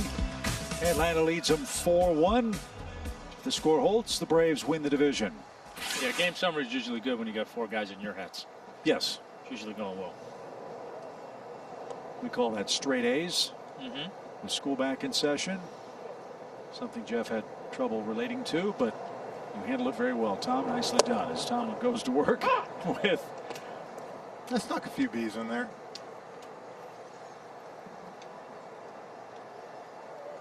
Rojas tonight is 0 for 2. He struck out last time up. Didn't like the call. And Tomlin gets ahead of him. No balls, 2 strikes. Going to extra innings in Washington. The Phillies and Nationals 6-6 in the nightcap. Their doubleheader. Nothing like playing a doubleheader and going to extra innings in the 2nd game. Especially for Philadelphia after they lost the 1st game. What a disappointing last week and a half or so for Philadelphia it's been, as Tomlin takes care of Rojas, strikes him out for the 2nd time, 1 away. Now, a quick message from Zaxby's. The Sensation Salad and Filet Sandwich Meal are back at Zaxby's. Try them with fried pickles while supplies last. John Birdie's 0 for 2. He too a strikeout victor. Boy, was Bryce Wilson good tonight. A career high 7 strikeouts over 5 innings of 3 hit shutout ball. Well, we talk, as much as you talk about. Freddie couldn't get that. So an opposite field single for Birdie. And he's aboard with 1 out. Yeah, you talk about injuries, and in this case, the injury to Cole Hamels, and the opportunity that it creates for somebody else. And you talk about taking that opportunity by the horns. I mean, now in this last week of the season, what an interesting dynamic this could potentially be, right? He goes out there and pitches like this tonight. Kyle Wright's had 2 of his best starts going at the end of the year here. He's going to pitch again one more time, and Bryce, if it lines up correctly, you get 1 more shot on Sunday. If he goes out there and does that again, that's some intrigue for your playoff roster. Well, we've said it all season long with all the pitching troubles the Braves have had. It's truly next man up. And tonight, Bryce certainly stepped up and did that. What's interesting, too, is if you recall when this series started, the Braves pitching rotation had Max Fried pitching on Thursday.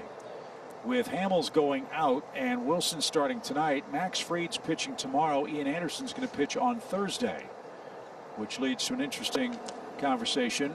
We all figured that Max Fried would be in line to start Game 1 of a potential playoff series. If he's going to start tomorrow, one would think that would be his last start before the playoffs begin, but that's a long stretch of time between outings for the Braves left-hander. Yeah, that would give him 7 full days off, which I'm just speaking for me personally. I wouldn't like that. I don't know how Max fares one way or the other with extra days rest or any of that stuff. You certainly want to have him as rested and ready to go as you can going into Game 1 of a playoff series. So, I mean, with his issue that he had now coming back. Maybe they're just being extra cautious, but that'll be something worth keeping an eye on. Squibb toward Freddie. He'll not step on the bag, did he? Now they've got a rundown.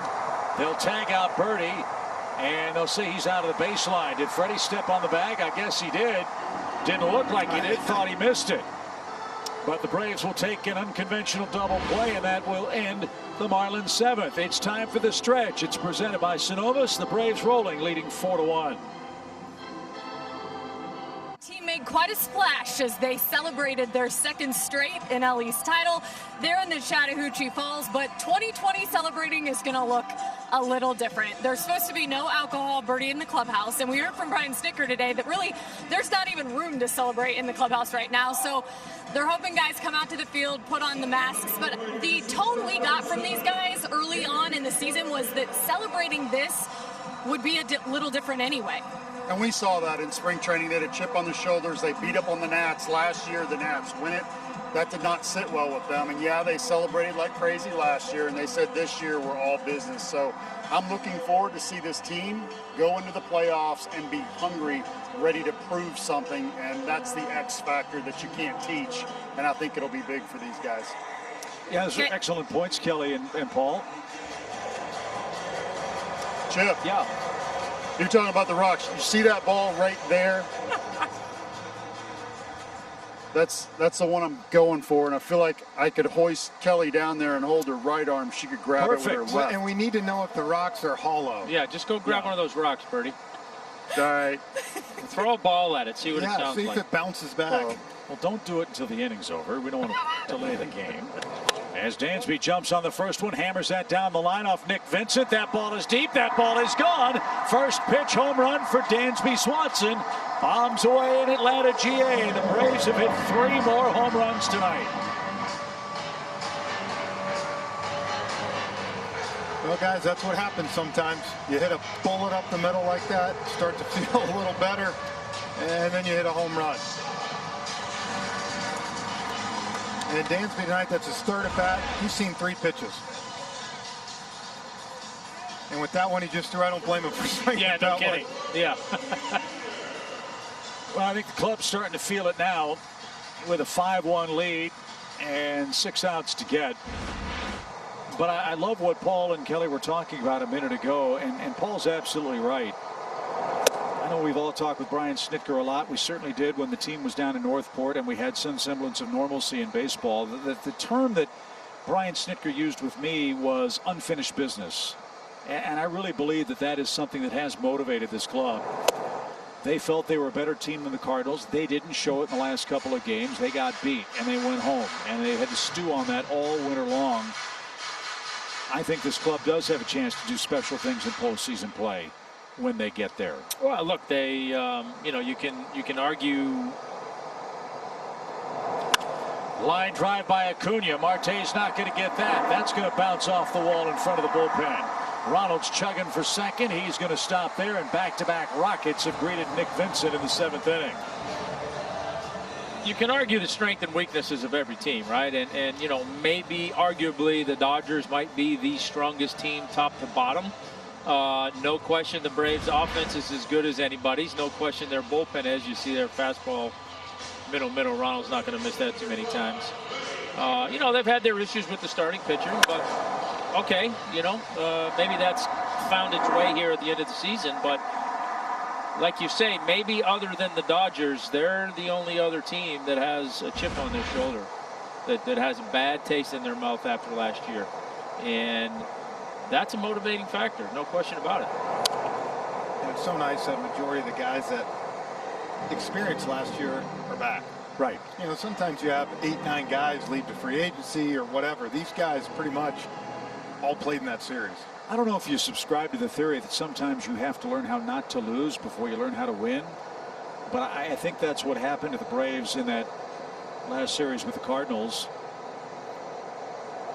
And as much as we don't like talking about Game 5 of that series, for me the series was lost in Game 4 when they just couldn't make productive outs and score add-on runs. That was the end of the line. And I think they learned a lesson from that, that you do have to play the game the right way in postseason play because everything's magnified. And sometimes you just got to go out there and play to win and not to lose. Yeah. And play relaxed, and I think you'll see a different type team. Look at Freddie. He's going to go deep. He's going to go yard. Freddie Freeman's back with a bang. A 2-homer inning for Atlanta. Freeman's 12th. He's got 50 RBIs. And the Braves have blown this game wide open against the Marlins. It's now 7-1 in the 7th. As that ball went over the bullpen by about 7-8 seats. Yeah. That's a bomb. That ball was hammered.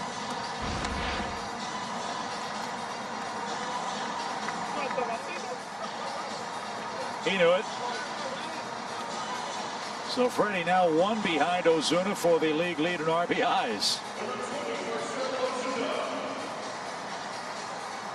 Well, we talk about it all the time. I mean, Freddie came in, what, 0 for his last 11, and you know, sooner or later somebody's going to pay for that.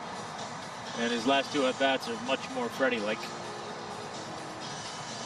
And look, Nick Vincent's one of their reliable relievers at 7 pitches. I think they're going to try to get him out of the game. They're trying to warm someone up quick to save him for tomorrow if they need him. 7th game with 4 homers or more for the Braves. That's tied for the most in the major leagues. And as we said, for Freddie Freeman, who was hitless in his first 2 at-bats, when he goes 0 for 13, you feel like he's 0 for a month, as hot as he was. Well, that little hit-and-run play got him going. Singled and scored in the 5th, now a 2-run homer. And the Braves have scored 3 in the 7th inning.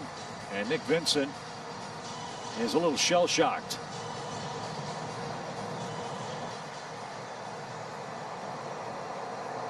So a long meeting bought some time for the Marlins bullpen. And Ozuna, the hitter, 3 RBI game. He's homered and doubled.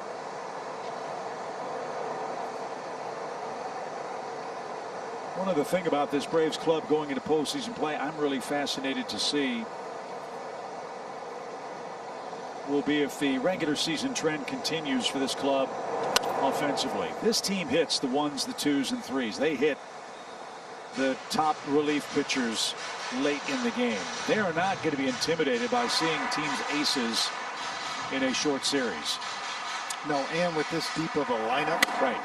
You know, a couple guys might, you know, have a rough series. Chances of a lot of them, I don't think so. Not the way this team's swinging it. A shot to center. Ozuna has a hit. 4 straight hits off Nick Vincent. And of course, with the playoffs right around the corner, we at Fox will be with you after every game the Braves play in postseason with the Braves Live postseason edition. Paul Bird, Nick Green, Brian Jordan will join me from our Atlanta studios after each and every game. We'll have Brian Snitker's full press conference. We will give you the stories you won't get anywhere else, so make sure you stay tuned after the Braves wrap up their postseason games and stick with us here on Fox all the way through the Braves postseason run. So Nick Vincent did not have it tonight. Don Mattingly is going to make a couple of changes here with the Braves pouring it on. It's now a 7-1 Atlanta game. 2 homers in the inning. Dansby Swanson rifles one down the left field line, his 8th. And then Freddie Freeman with number 12 giving him 50 RBIs. We're feeling it, Braves country. 7-1 your score on what could be a clinching night. I was an usher in the upper deck the night that Hank Aaron hit a 2-run homer in the bottom of the 6th inning to carry the National League to a 4-3 win over the American League. It was great. Yeah, Braves players have a habit of hitting home runs in their All-Star game played on their home field, don't they? Yes, they do. Hank Aaron, Chipper Jones. Who knows who will do it for the 2021 Braves, as Truist Park will be the site of the Major League Baseball All-Star game next season, and we cannot wait for that. We certainly hope that Brian Snitker is managing the National League team. This is Brett Eibner in his 3rd game. Haven't seen Brett before. Well, last time I saw him, he was an outfielder in the Kansas City Royals organization, Chip. Really? Yes. And tried to make a comeback on the mound, and here he is. 2nd round pick 10 years ago. Debuted in 2016 as a DH, began pitching in 2018 with the Rangers, then to independent ball, and here he is with the Marlins. Not surprising, they took a chance on him with all of their COVID-related issues and the 130 some odd transactions they've had to make this year as a result of a roster that's been incredibly in flux all year. So Tom, finally we get to see an outfielder who can pitch. Exactly. Yeah, it's been about 4 years since we've seen that. Sharply hit towards short. Second base one. On the first two. Darno is doubled up. And the bases are empty for Adam Duvall. Another great story. I mean, we talk all the time about guys that are high draft picks and going to have marvelous major league careers. This is a guy that had to change positions to have a chance, and he's made it all the way back to the show. That's awesome. Yeah, he was an outfielder in Kansas City. Had a lot of pop, a lot of power, high home run guy, but just never could figure it out. So he gets a double play for the first 2 outs of the 7th. Braves have scored 3 times on 4 hits so far. Adam Duvall, the batter, 0 for 2 with a walk. Atlanta leads it 7-1 with 4 homers tonight.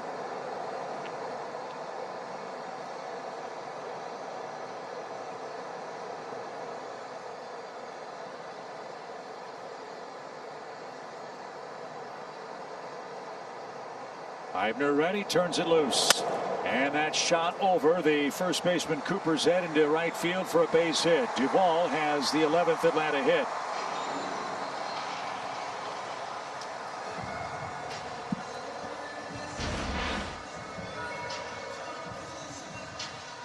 It's a good piece of hitting.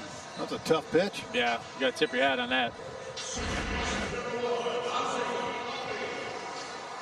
So a big night for Ozzie Albies. He's homered, singled, he's flied out, he's scored a run. This is the guy that is the engine of this team. As I said, so much attention, and rightfully so, paid to the Acuñas and Freemans in this lineup. It is a different looking dynamic bunch when Ozzie Albies is in the middle of things offensively and swinging the bat the way he is. Not to mention a premium defender at second base. Well, and another guy, we don't necessarily have the fastest baseball team, and so you add in another guy to me with Ronald and Dansby that can really run the bases and make things happen out there. Look at that piece of hitting from Ozzie. He serves it into left field for a 3-hit night.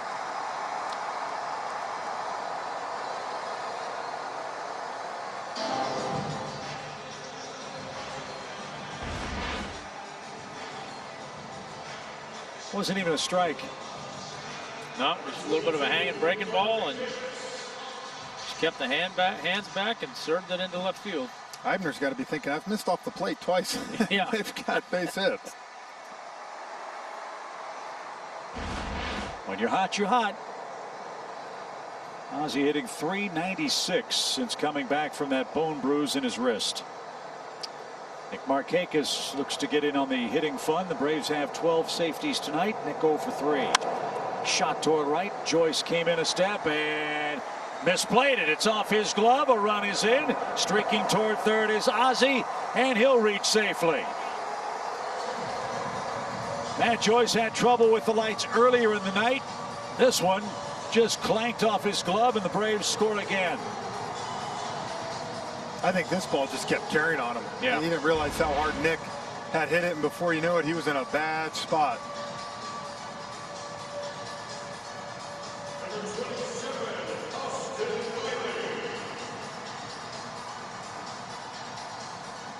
So Duvall comes around to score. Albies stops at third. We await the scoring as Markakis stands at first again with 2 outs. A 4-run Atlanta inning. It's 8-1. And Austin Riley, the 9th man to come to the plate.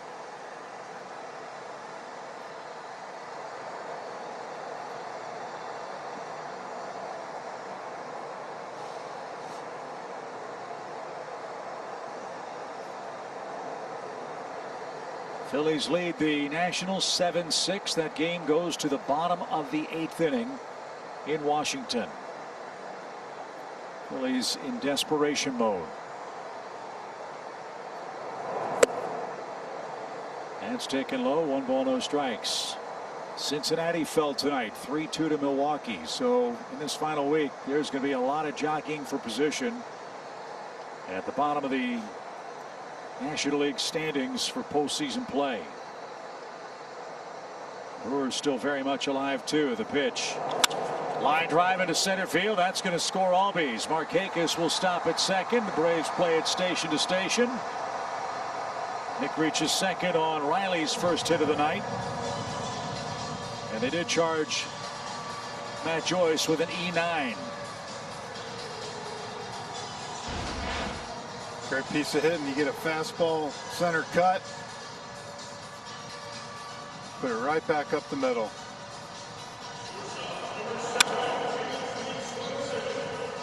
So the man that got it started was Dansby Swanson. Dansby had 3 hits in his previous 40 at-bats coming into play tonight. He's 2 for 3 in this game.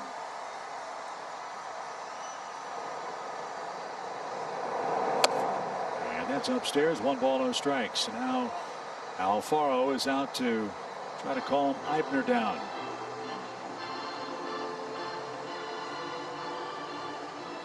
And I think Eibner's had a tough time calming down after Nick hit that ball. I think he thought Joyce was going to make the play and inning be over.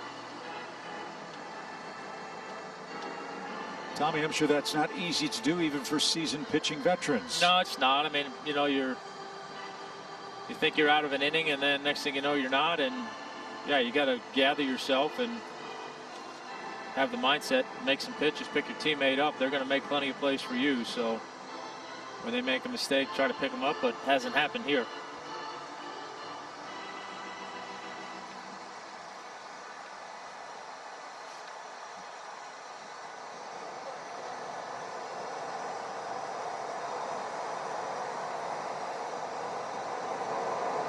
So it's a 9-1 Atlanta game.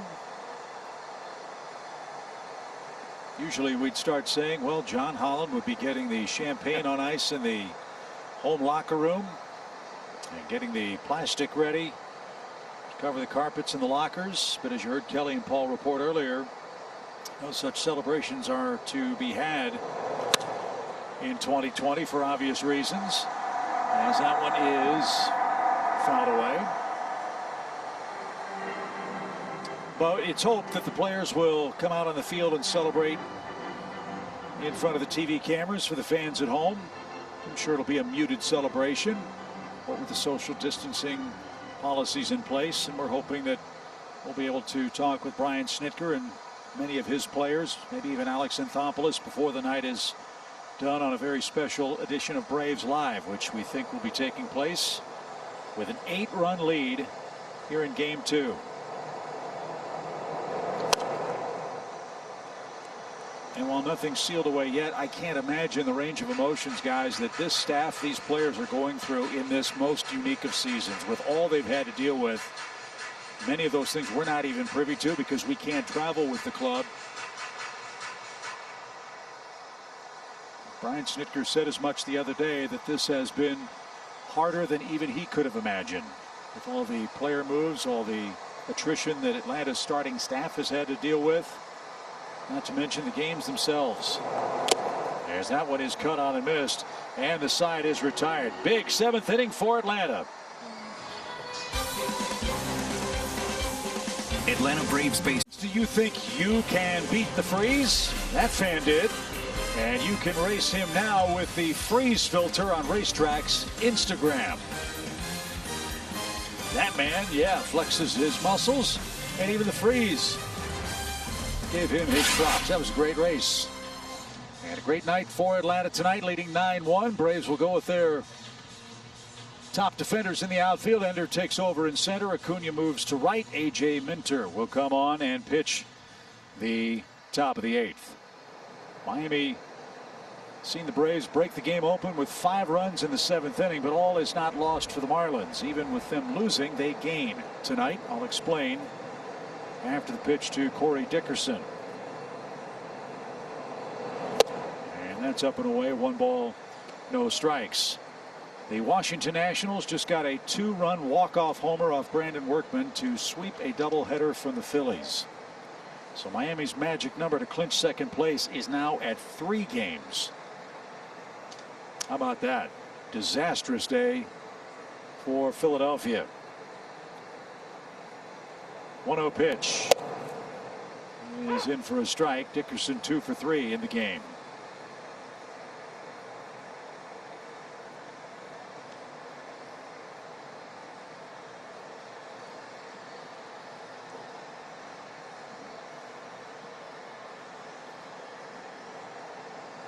Braves have out-hit him 13-6. And boy, the home run balls were flying again for the Braves. 1, 2, 3, 4 more of them tonight. Freddie Freeman, Marcell Ozuna, Ozzie Albies, and Dansby Swanson. And just the way they're able to tack runs on. 1 in the first, 1 in the second, 2 in the fifth, and then finally just blew it open. They just wear down another team's pitching staff. 2-1 pitch is lined over Riley's glove into left field. Dickerson with a 3-hit game. He is line to line. He's been a tough out. So he's got 4 hits in the series. And the Marlins leadoff man is on yet again tonight.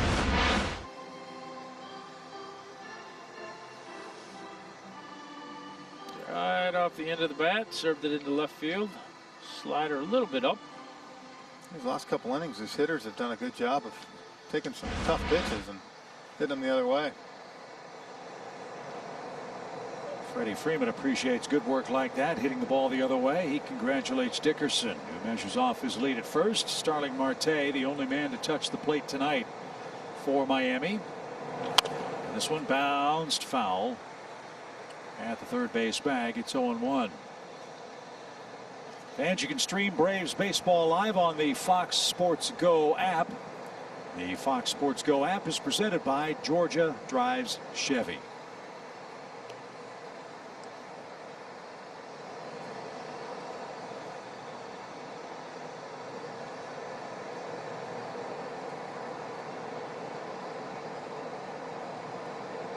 Nothing in 1.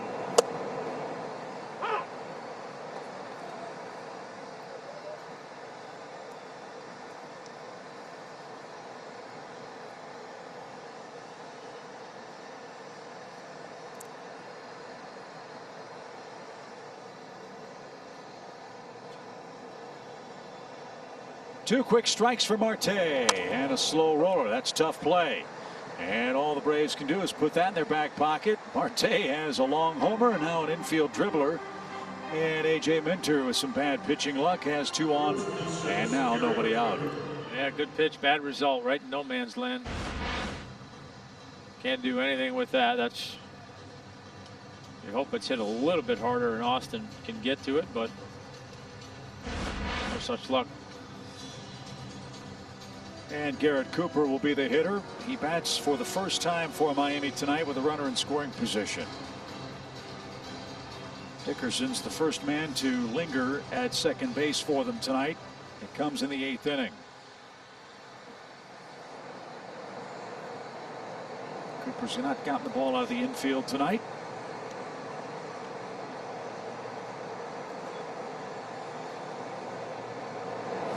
And tied him up. That's a nasty pitch, isn't it? That yeah, it is. Hard cutter. Almost hit him in the back foot. Cutter and hard curveball. The pitches from Minter, who's added a changeup thanks to Josh Tomlin. So he's got 3 weapons that, if they're on time, makes him very, very tough. And a big rebound year for AJ. The 0-1 pitch. Remember last year, it was tapped one of the Braves' closers until shoulder woes and ineffective performances ended that opportunity in 2019. But he's had a healthy year to this point. And another Brave pitching on what could be a clinching night. 1 ball, 1 strike. And out of play, 1 and 2.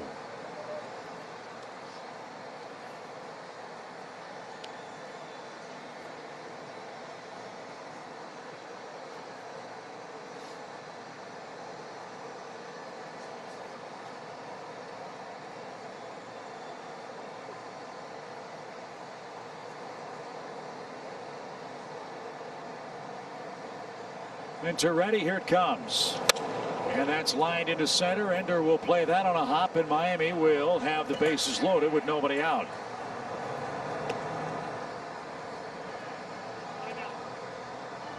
Three straight singles.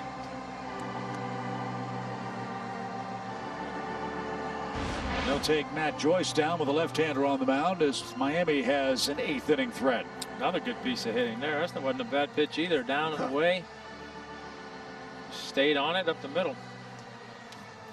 I'd have liked to see him come in, though. He got him to swing bad at 2 of them. Maybe come in with that cutter and get him to roll over. So Lewis Brinson will pinch hit for Matt Joyce. Saw him pinch hit for Joyce last night and work a walk.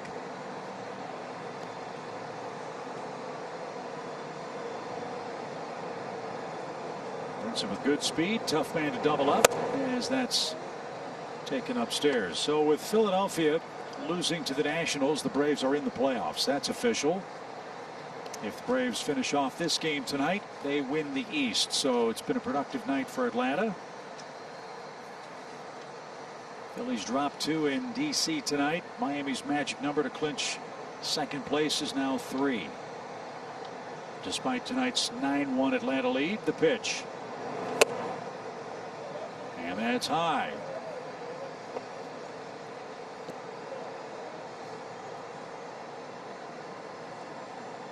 Jacob Webb is getting ready.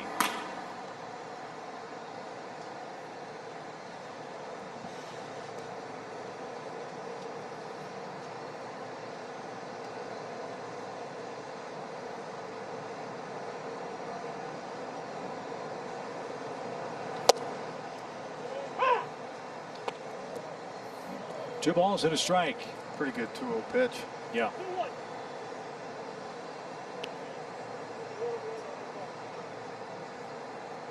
Anderson waits on deck with a hitless night to this point. Braves will be happy to trade a run for an out. Brinson's hoping for more than that as a pinch hitter. Here it comes. Didn't get it. 2 balls, 2 strikes.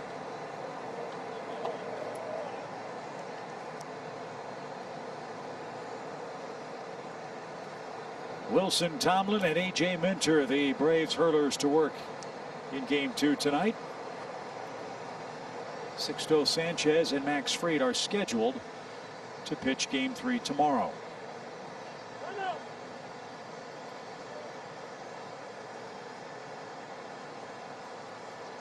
And if you've not seen Sixto Sanchez, you want to tune in and watch him. He's dazzling, as is Max, who's undefeated on the year. Now the 2-2. Came back to strike him out. Good sequence for Minter. Now the double play gets you out of the inning. Brinson's retired for out number 1. Yeah, it's a good fastball there. Missed his spot a little bit, but got it by him anyway. That was thrown with a little anger. Yes. Looked like.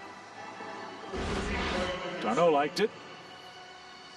And Anderson is 0 for 3 with 2 strikeouts of his own. And as a hitter, after you see 86 and 87 cutters away, slow, and then 97, that's going to be tough to catch up.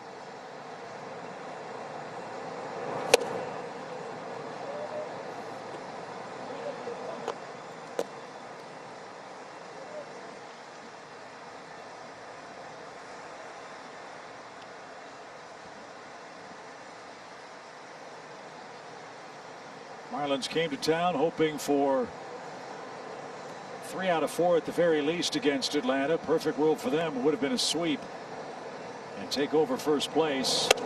Remember last night they scored 3 runs in the first inning and they looked like they were sky high, and the Braves brought them right back to earth with 4 in the first and never looked back. In this game, Atlanta got runs in the first, second, fifth, and then the big 5-run 7th to make it a 9-1 score and a chance to win the first 2 games head-to-head. It's a little bit of bad timing for Miami. I mean, when you're looking for your first playoff appearance in forever, and you got to come in here, and try and do something. And you've lost 24 games here since 2017. Not exactly the ballpark you're looking to make hay in. Well, I think that's why you're the Phillies. You're so disappointed. I mean, you chasing down the Marlins. Marlins have 4 here against the Braves, who hopefully we're about to see win the East, and then they have to go to Yankee Stadium for 3. But for the Marlins, they're lucky right now that Philly can't take advantage. 2 balls and a strike. No place to put Anderson. Long inning for A.J. Minter. 19 pitches. And a flinch, but no call. 3 balls and a strike. Won't be any easier for the Phillies either. While the Marlins are playing the Yankees, the Phillies have to play the Rays. Ooh. Yeah, the only good news for them at that point, they might already have first locked up. Yeah, the magic number for Tampa Bay coming into play tonight was 1. Last I heard, the Yankees were winning. Not sure what Tampa Bay was doing. We'll check on that.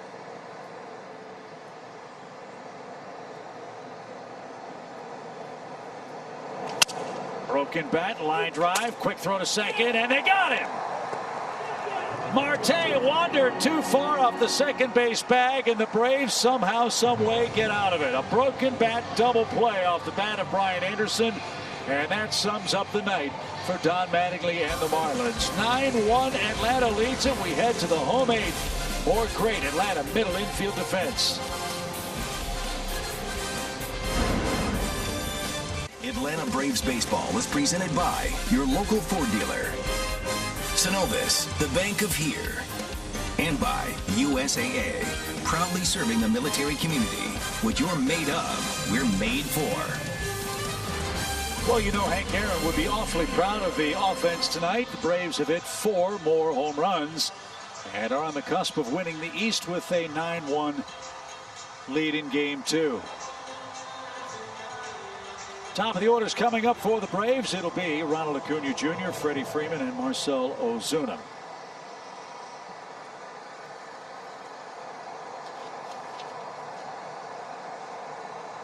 Eibner's back out there for the Marlins, who've surrendered 13 hits tonight. That's outside. 1 ball, no strikes. A couple of other changes for the Fish. Brinson's taken over for Matt Joyce in right. Jazz Chisholm is at second. John Birdie moves from second to third.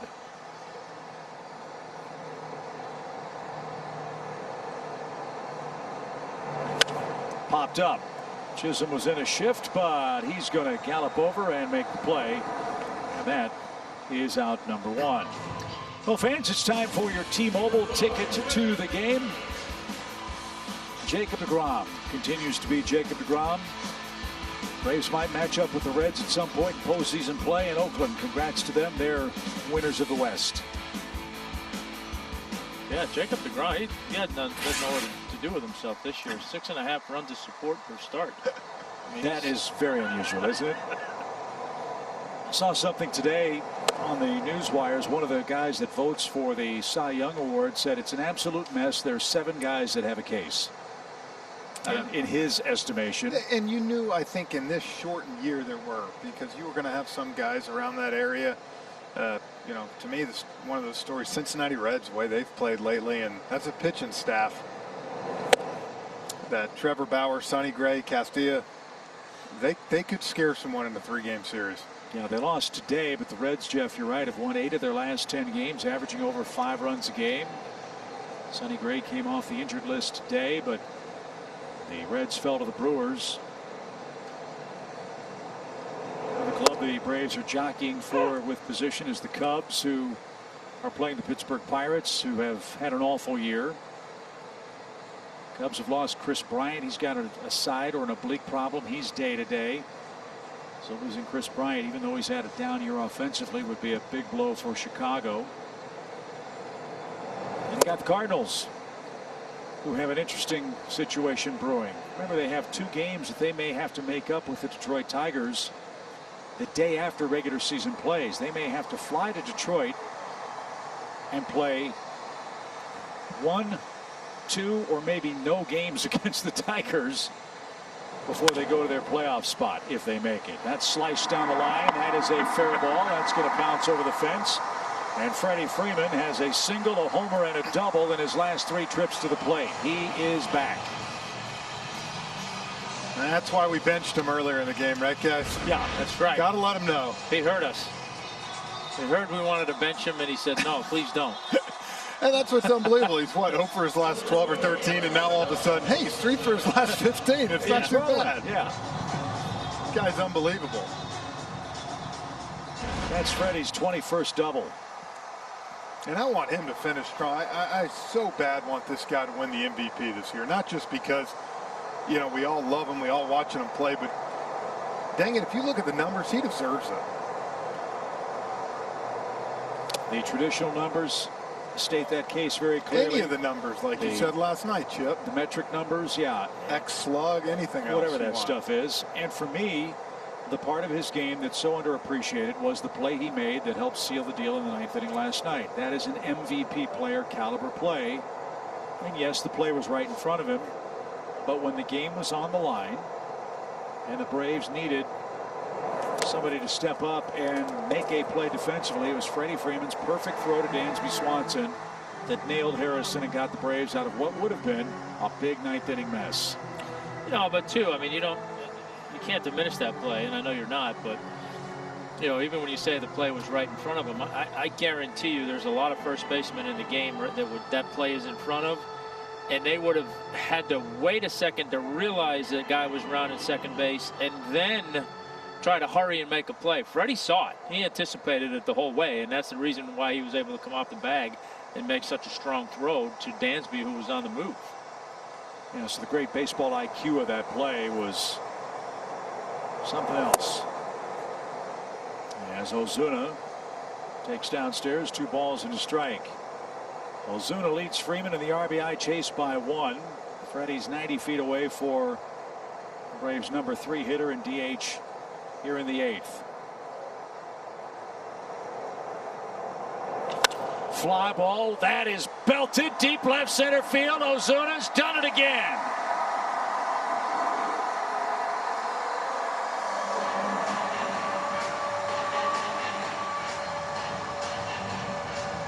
A 5 RBI night for Marcell Ozuna, and the Braves have scored 11.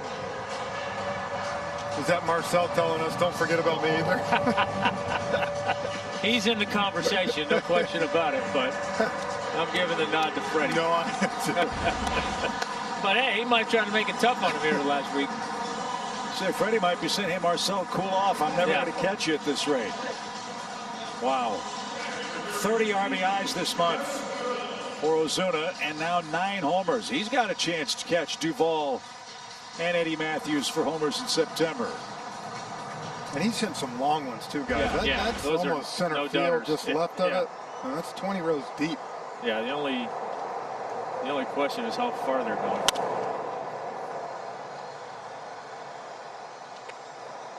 So 7 runs for the Braves in their last 2 turns at the plate. And Eibner, look, taking one for the team here. The Marlins don't want to use any more of their relievers in a game that's well out of hand.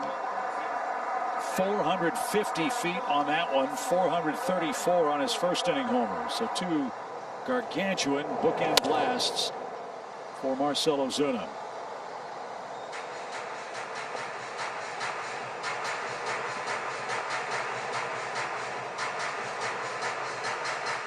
Travis d'Arnaud 0 for 3.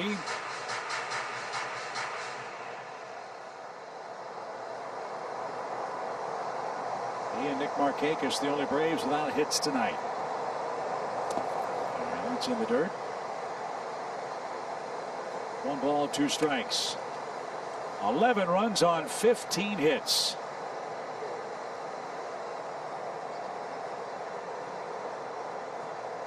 Marcell Ozuna's 3rd multi-homer game this year. He's done that 10 times in his big league career.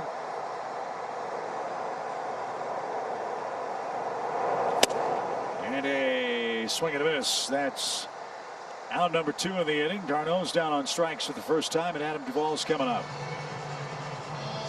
Well, fans, Major League Baseball is introducing the MLB Film Room, powered by Google Cloud. You can create custom reels and search 3.5 million different videos to watch, to create, and to share only at Braves.com/filmroom.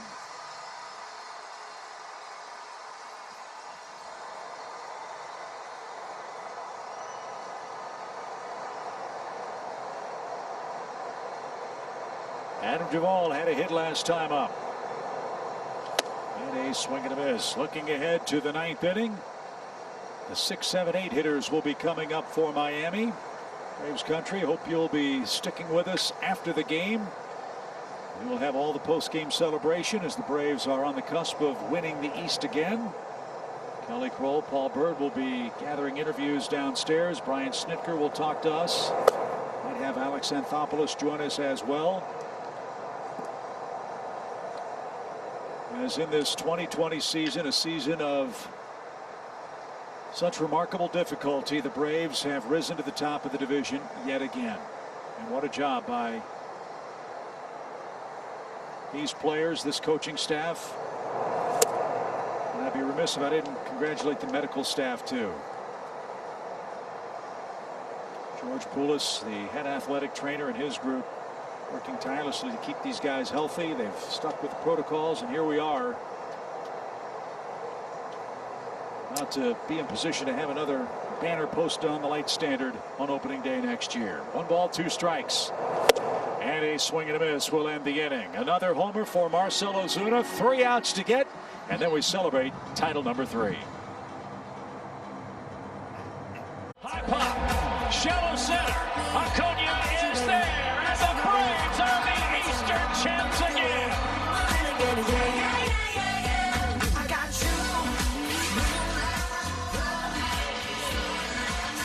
Don't know about you, Braves country. I get chills when I see those highlights, and as fun as number 1 and number 2 was for Brian Snitker in this Braves club, how about a 3-peat? Need 3 outs to make that happen, and Jacob Webb is assigned the 9th inning, and he's been staked to a 10-run lead. Yeah, let's hope that's enough. I think it will be. Jacob's been outstanding. That changeup for him since he's came back has been the difference maker. So Aguilar, the first man standing in the way for Miami. He has singled, he's walked, and he hit that unbelievably hard ground ball to Riley, who made a spectacular play to retire him in the 6th inning. So once the music stops, we can get the 9th started. Now we're ready. As Webb, out of the stretch, goes to work in the 9th. And that's in for a strike. I don't care how many times you've seen a Division I. I don't care how many titles you have. It is always special. And the Braves have had a habit of winning divisions on this September 22nd date. It's happened a couple of times in franchise history. In fact, it's happened in 2 of the last 3 opportunities for the Braves to clinch the East. And this will be the 20th time the Braves have won a division title. That'll be a major league record. 1 ahead of the Yankees, who won't win the AL East this year, but have won it 19 times.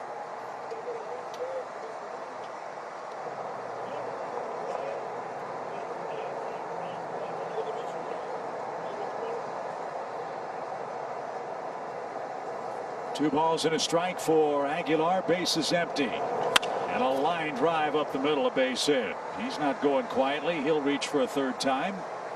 That's his 2nd hit. We'll have our regular Braves Live post-game coverage after this one. And as I mentioned earlier in the game, join us on Fox Sports Southeast for the Braves playoff run, a special edition of Braves Live post-game edition. After all of the Braves games, as deep as the Braves go, we'll take you there with us and bring you coverage you won't get anywhere else. All the post-game press conferences with great analysis from Nick Green, Brian Jordan, and Paul Byrd. So hope you'll stick with us for that in postseason play.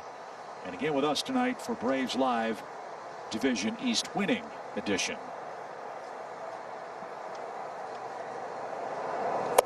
That's outside to Miguel Rojas, who is 0 for 3, a couple of strikeouts.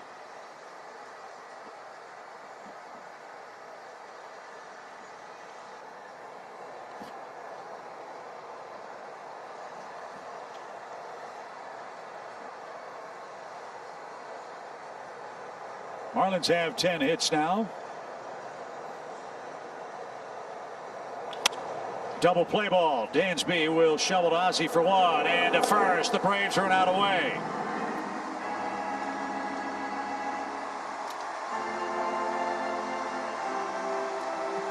And John Birdie is whom we hope will be the last man we see tonight. Birdie 1 for 3 with a 7th inning single.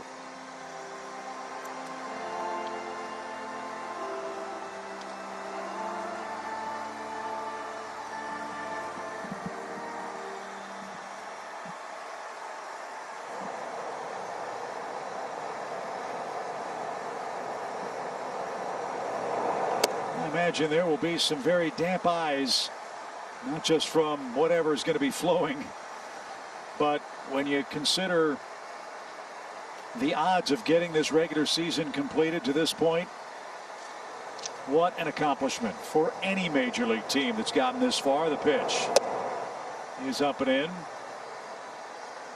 I think also the way they've done it with the starting pitching, guys going down, next man up type thing.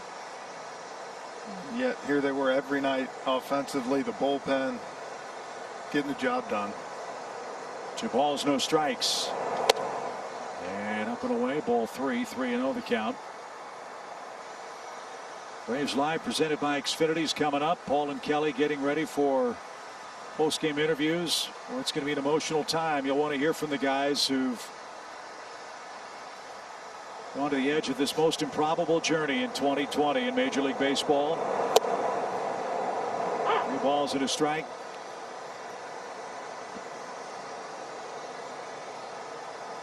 Great year for that man. Might be the MVP in our league. 13 different starting pitchers.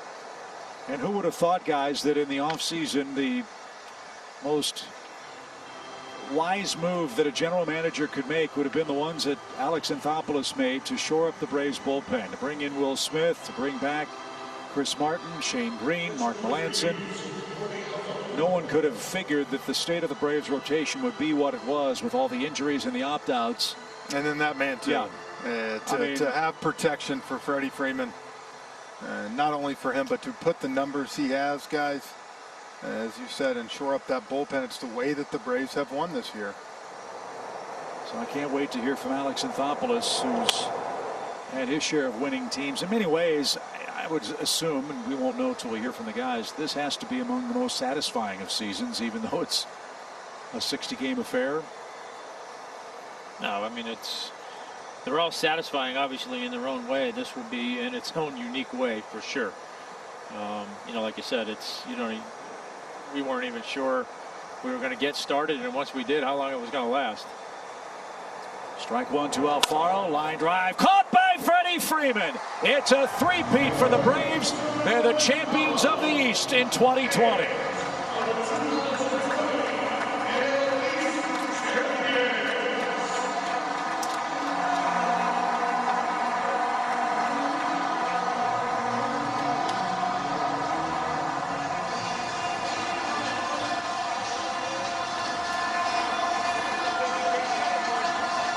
Line them up, boys, for the handshakes. And look at that Braves dugout. All the tipping of caps with the staff, the coaches, the medical staff. Unbelievable accomplishment for the 2020 Braves, who will chop on into October. And they will have home field advantage in the first round against an opponent yet to be named. There's the banner. It is 3 consecutive division titles for the Braves again. And for that man, Brian Snitker, another remarkable feather in his great managerial cap.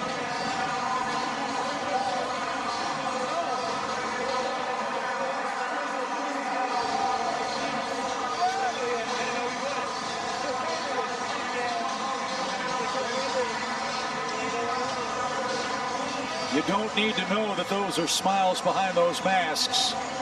The boys are positively beaming right now.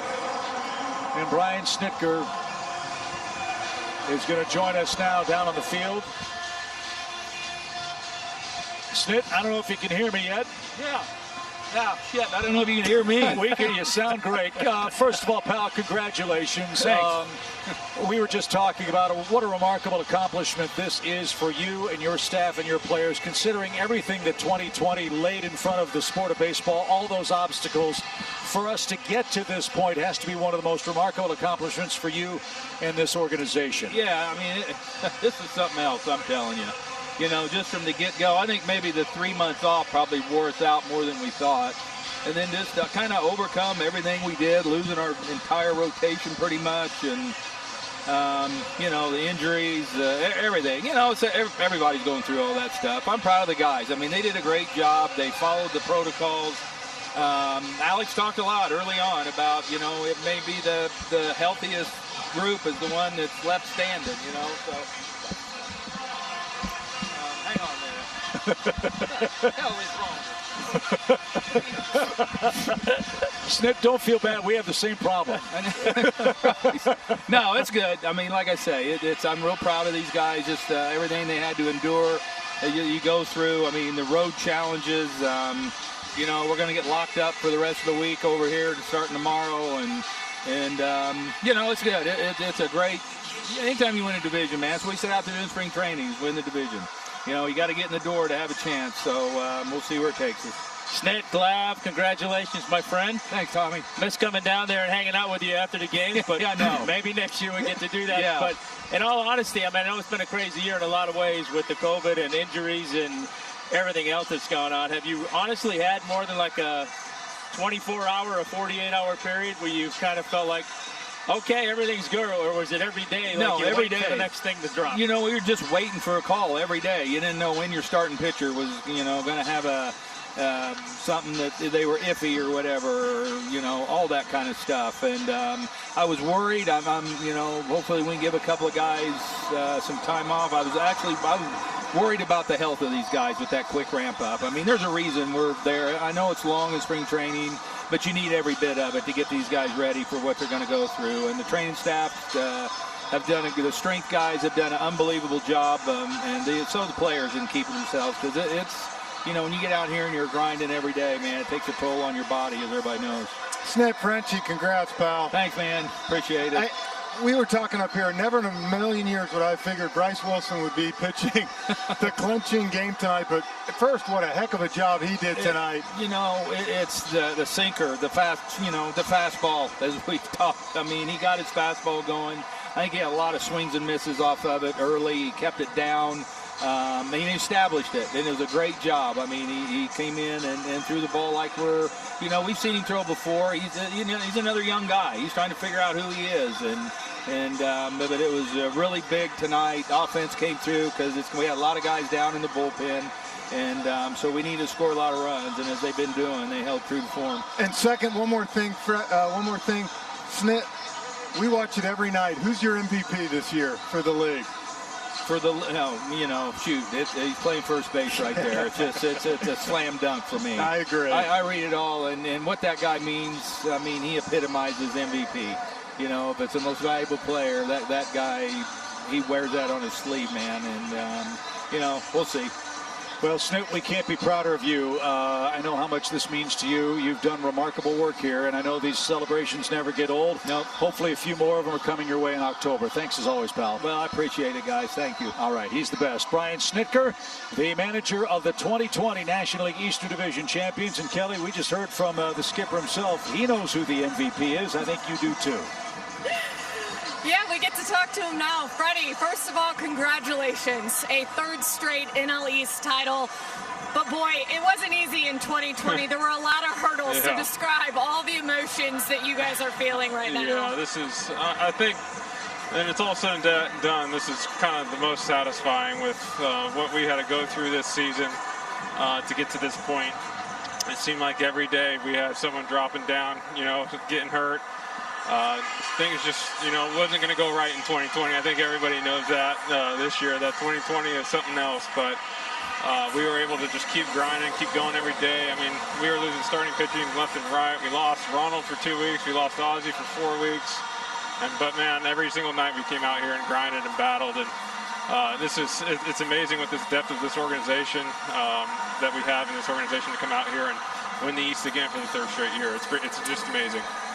Yeah, you get to check off that first goal. But for you personally, like I think back to, here you are battling COVID just weeks before the season begins, and now you're leading the discussions for MVP this season. How proud of yourself are you right now? I mean, you know, you put me on the spot. I'm not really good at this. I don't like talking about myself, but you know, I definitely am proud. I was talking to my dad, you know, a couple days ago when we were in Baltimore, and he goes, "Freddie, I'm just extremely proud of you and how you bounced back this year. I mean, you've been through a lot. The Freeman family has been through a lot. If people follow the story, we've lost my grandmother early this year, and it's been a lot of up and downs. But I think for everybody in this world in 2020, and to cap it off with a National East 3rd title, it's definitely making it a little bit better."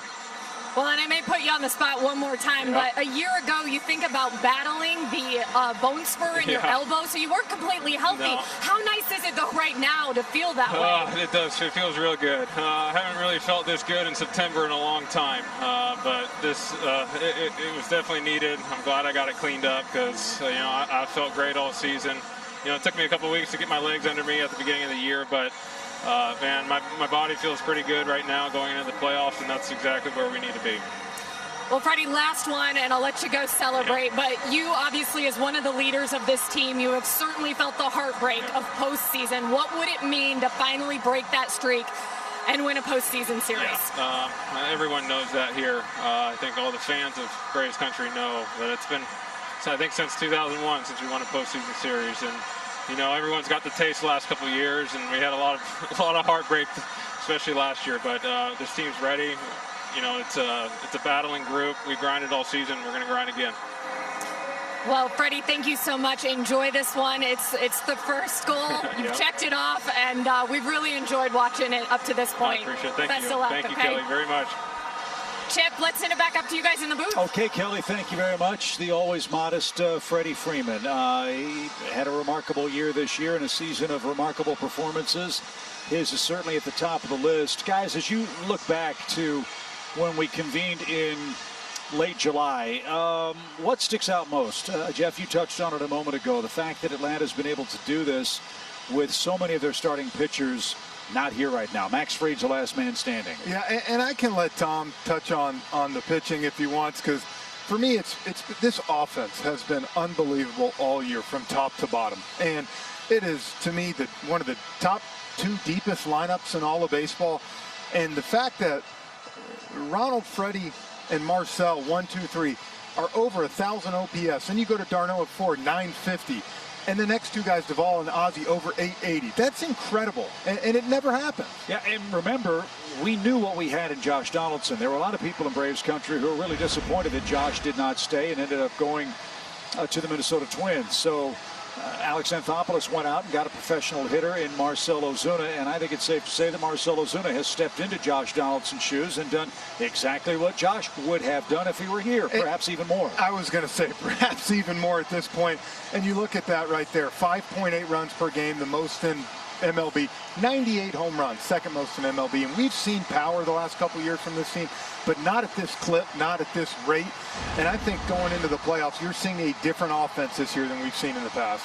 And from a pitching standpoint, Tom, they have found a way with their starting rotation to get to this Braves bullpen, which was strengthened immeasurably by adding Will Smith and bringing back the men that I mentioned a few moments ago.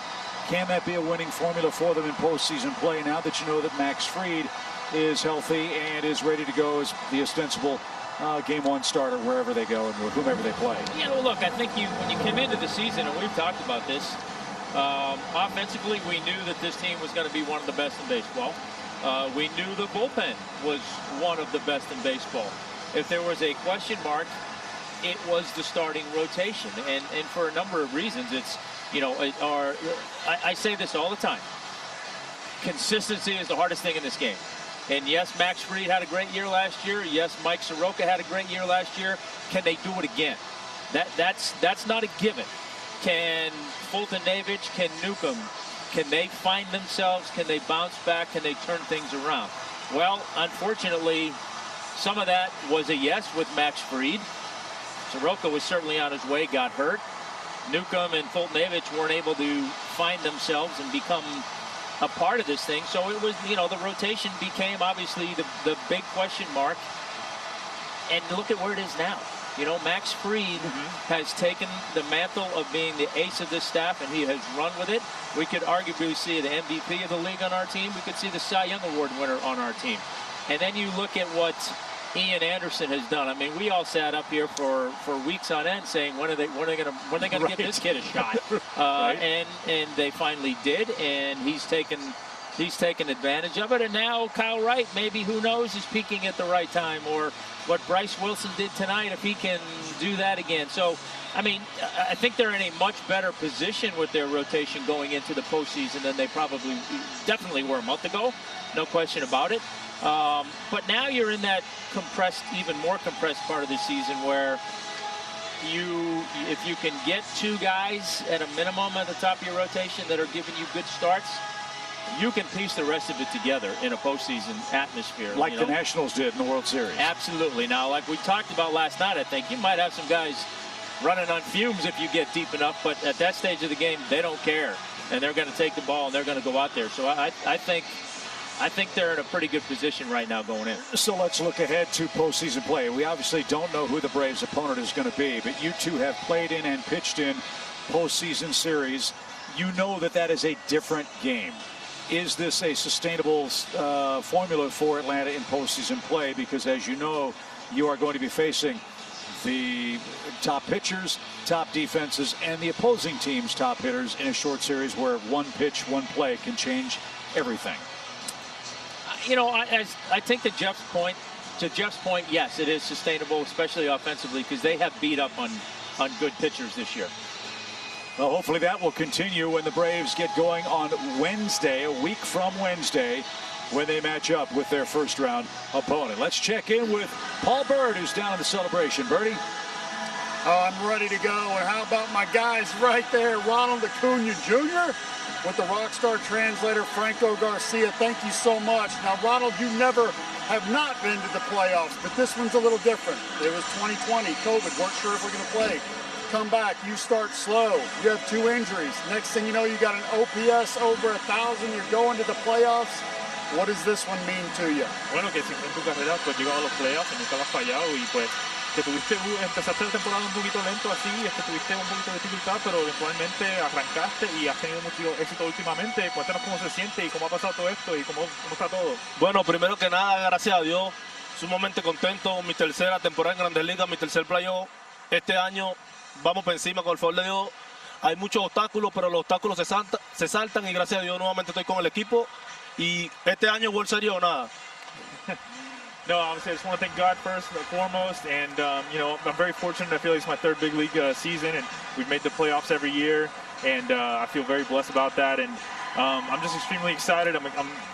You know, we have a lot going on, and obviously we have a lot of obstacles to overcome here as a team. But if you ask me, it's World Series or nothing. I love it. I want to talk about that because last year it didn't go so great. You have respect, Atlanta, across your chest.